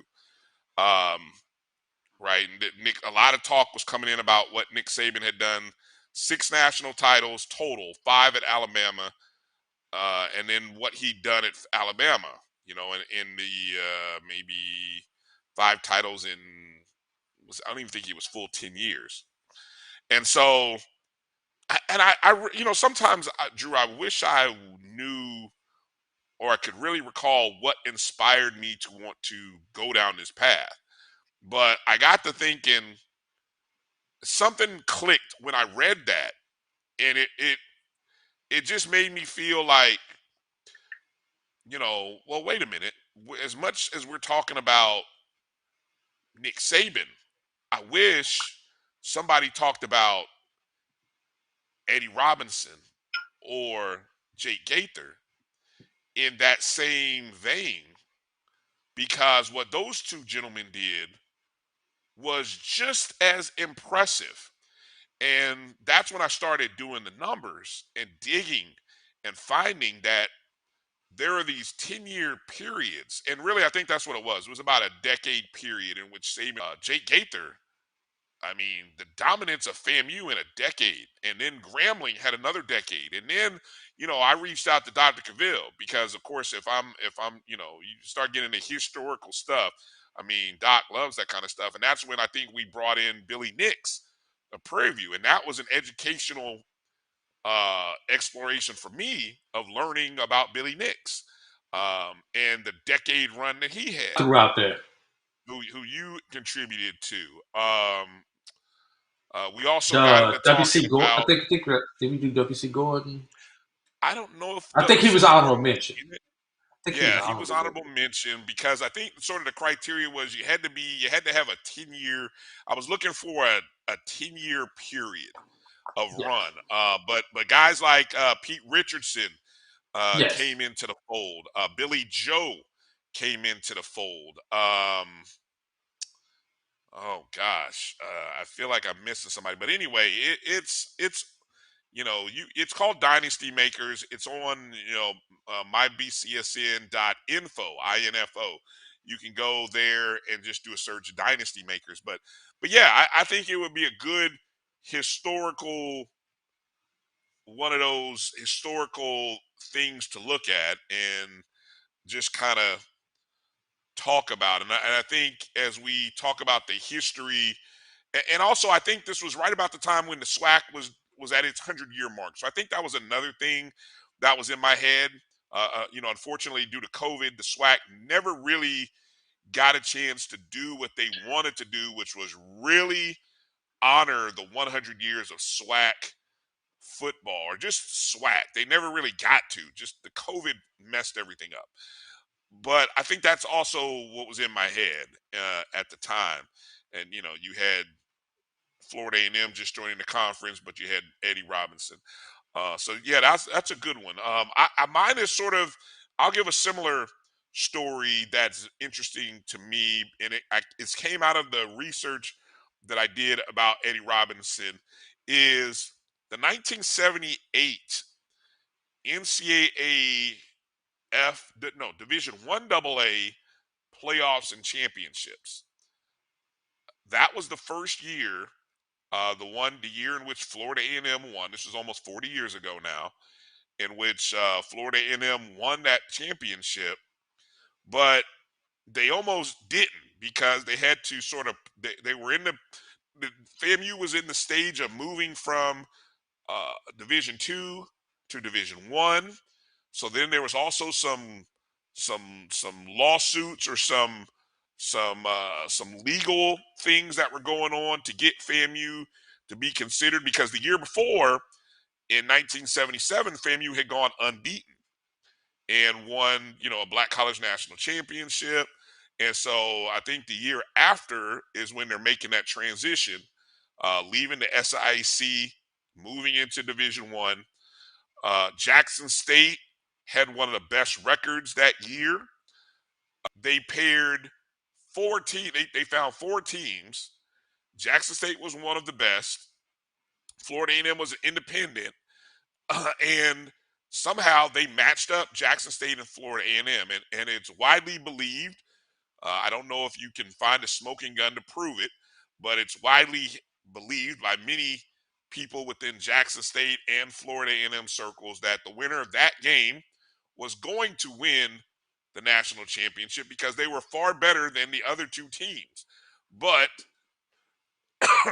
the powers that be did not want a national championship game between two black colleges. So that's an interesting. I don't know what you would call that, but that's a great that's a documentary that I would love to see done. What else you got, Drew? Another one or two? 1999 Atlanta, and I saw this popped up on my timeline today, and I didn't realize it. But do you know in 1999, which was the last year of the Heritage Bowl, that the Heritage Bowl and the Pioneer Bowl were played at the same time? I believe North Carolina A&T was in the playoffs, and Tennessee State was in the playoffs at the same time. And this was like the third weekend in December. And there may have been another Division II team that may have been playing also at that point in time.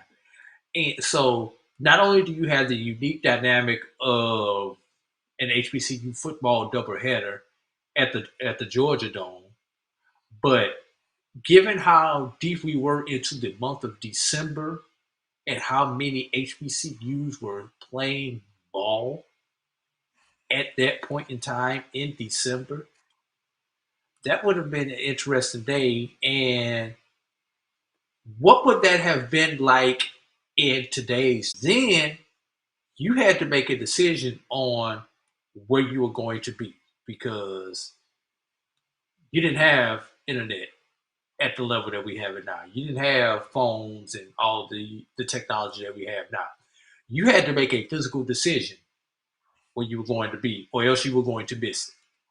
So just kind of going back through that particular day and that particular time and maybe talk to some people who had to make those decisions. And then everybody forgets about the Pioneer Bowl.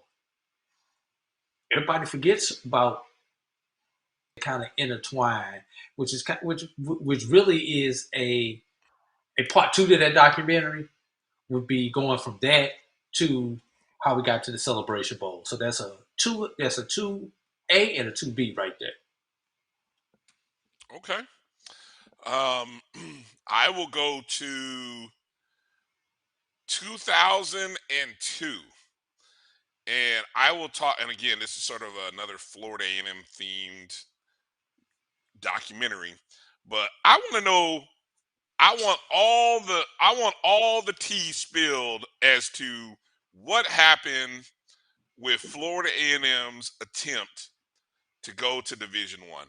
I want to know why it failed. And I think there are enough people, to go one. I think there are enough people still living. There are enough people still living that still know what happened, why it didn't happen, because it was only 20-something years ago. I mean, I don't think we've hit the 25-year mark, but that attempt set back Florida A&M by about a good decade. And really, I'm almost going to say, maybe for a brief blip when Coach Joe Taylor was coaching, it really up until this most recent run by Coach Willie Simmons, I mean, I feel like we've been in the wilderness for about a good 15 years since that moment. And so I think there were there were players, there were lives affected. I would even want somebody to tell me about the financial impact and what was lost, because this was at a time right before the mass exodus of schools like Appalachian State, Troy State, Georgia Southern, schools that were in the same one Georgia AA State. that we were battling against Florida A&M in the playoffs. I mean, just a pain in the side. All these schools managed to make the jump. What happened? What kept FAMU from actually being able to do it? You know what I'm saying? I mean, we've heard different stories. I would love for that story to really been told in video and really, I think you could I think you could put an end to that almost the same way they were, kind of put an end to the story about the U, where they talked about how the stuff at the end, where they talked about the more recent transgressions kind of hurt the program. That's really how you could kind of wrap that up and say how that story, led to the next 15 years of issues for Florida A&M, including sanctions and firings and multiple athletic directors and all this other stuff. But I just think it's fascinating, if somebody could get, if somebody could spend some time. That's the project that I would love to hear. How about you? You got a third one? You got one more in the bag? Well, I've got to put a honorable mention out before I get to my third one. We ran this promo on the BCSN for a while about the Jake Gaither teaser when Jake Gaither was getting ready to retire, and they played the University of Tampa Yes. in Yes. in Tampa. What happened? Because that documentary was in works. Whatever happened with that documentary? I have to follow up with I haven't followed up or spoken with the executive producer of that project. I know I Because believe that's she when still Coach works. Lane was still alive. Yeah, she still works at Florida A&M University, but this was a project that she was working on separate of the university, and I think it was just funding. I think it was a funding issue that slowed that project down. All right. Great update. The last one that I want to get on is, and for the life of me, I cannot remember what it was called. I believe it was like the Super Six or something along that line. But back in the 50s and 60s, when all of our HBCUs were NAIA schools, they used to put all of the basketball teams that made the NAIA tournament in one region. It was either a 6 or 8 team region at that point in time. Wow. And you would crown a true black national champion. And whoever came out of that pod will go on to Kansas City to compete in the uh, NAIA championship. But something to go back for those years that happened and that all those were put into that one pod. And I believe that ended sometime in the 60s, maybe about 64, 65. I may have the years off. But for about a 10-year period from the 50s into the 60s, all these HBCUs were put into that group. And there was one or two times, I believe, Tennessee State won a national championship back during that time. And possibly Grambling State won a national championship in basketball during that time. But there were a couple of HBCUs who actually came out of that pod and won the national championship because we could only compete in the NAIA at that point in time. So just kind of going back and documenting that basketball history right there. Okay. The last one that I thought of here, and we have seen a couple of different documentaries regarding Steve McNair. I know the NFL Network has done like a football life of Steve McNair. They even did, I think, 30 for 30 might have done one on the tragedy or the final days, weeks, months of Steve McNair's life. But I don't think I've seen a documentary that talked about his Heisman campaign season. I think there's enough. This was right in the early years of ESPN and ESPN's 93. coverage. 93. This Yeah, is this was early years of ESPN too. ESPN2. So there was a lot of coverage. And so I would want to hear about that season, coming out of the season before, you know, when was how did Alcorn push How did the he become a campaign? Heisman candidate?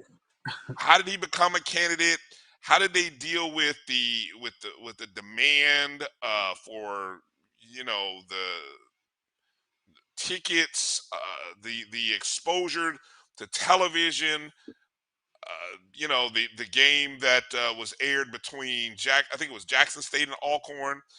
That was actually played at Jackson State. I think that one drew national attention. But I just, I think there's a story, and there should be enough video in the archives of ESPN to really, and maybe if you work in coordination with the local Mississippi or Vicksburg news outlets and news stations, that they could actually provide some background video, audio of various commentaries. And then you have people, like Charles Edmond, who was there, and I'm sure there's definitely some other people around campus who were a part, maybe they were in athletics or that they were a part of that time period and who could really discuss that whole saga, not saga, but just that whole period of time. That was a fascinating year for Black college football. And I don't think we've had a year, maybe except for this past year with Coach Prime and Jackson State. I don't think we've had a year like that. I mean, on an individual and school level, Drew, I don't think there's been anything between 94 and Coach Prime last year. I mean, can you think of anything off the top? No, that's I can't not even. on the HBCU level. Yeah, not on the an HBCU impact level. So, just some thoughts out there. All right, that's gonna do it for this show. We need to get out of here, Drew. It's late. We appreciate everybody joining us on YouTube. Maybe if you're on Facebook, I think there's some people on Facebook. So maybe the Facebook feed went out. I don't know, but you can always catch the podcast on the BCSN Pod Zone. Just search everywhere that you listen and download podcasts, BCSN Pod Zone, Spotify, iHeartRadio, Amazon Music, Google, Apple Podcast, and then download the Jericho Broadcast Network's app on the Apple App Store and Google Play. Just search MyJBN, MyBCSN. And again, if you want to, bless Drew before midnight comes, you can hit him up on Cash App, Coach Drew A.D., and send him some birthday love. So, Drew, I want to give you the final word since it's your birthday. Any final thoughts and words you want to share with the people? Man, let's just pick up this show and get up out of here, my brother. Let's get up out of here. But I do want to, let's go ahead and let's do the company promo.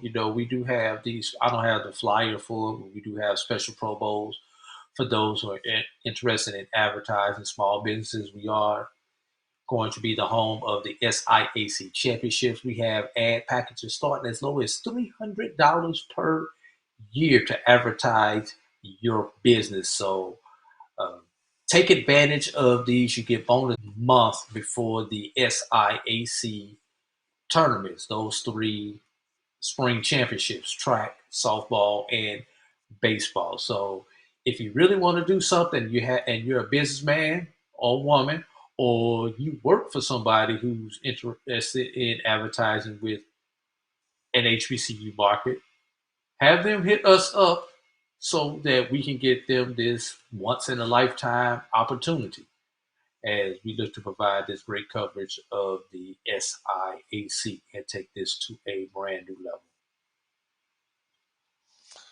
All right. Well, well said, Drew. And that's going to do it for tonight's show. Thanks for watching the BCSN Sports Wrap with Bryan and A.D. Make sure to follow us on Twitter at BCSN Drew is where you can find him. At DRB365 is where you can find me. Thank you again to everybody on Facebook, YouTube, Twitter for watching the show. You guys, thanks for the birthday shout outs. Yeah, definitely. Thanks for and those who hit me on Twitter and on Facebook. Thank you for those also. All right. We'll be back hopefully on our normal time spot. That's Sunday evening, 6 p.m. Normal schedule. Do y'all taxes. My birthday is a sign of the last chance to do your taxes. I got to get mine done, man. I don't know why I've been slacking. Exactly. See? Tax day is coming Friday, and Friday's the last day? Friday? You got until the 17th. You got until Monday. 17th. All right, yeah. So this time next Monday, you got to get it done, folks. Okay, that's going to do it. We're picking up. We're out. Thanks for watching. Good night, everybody. Peace out. Well, holla. But you stay on hard.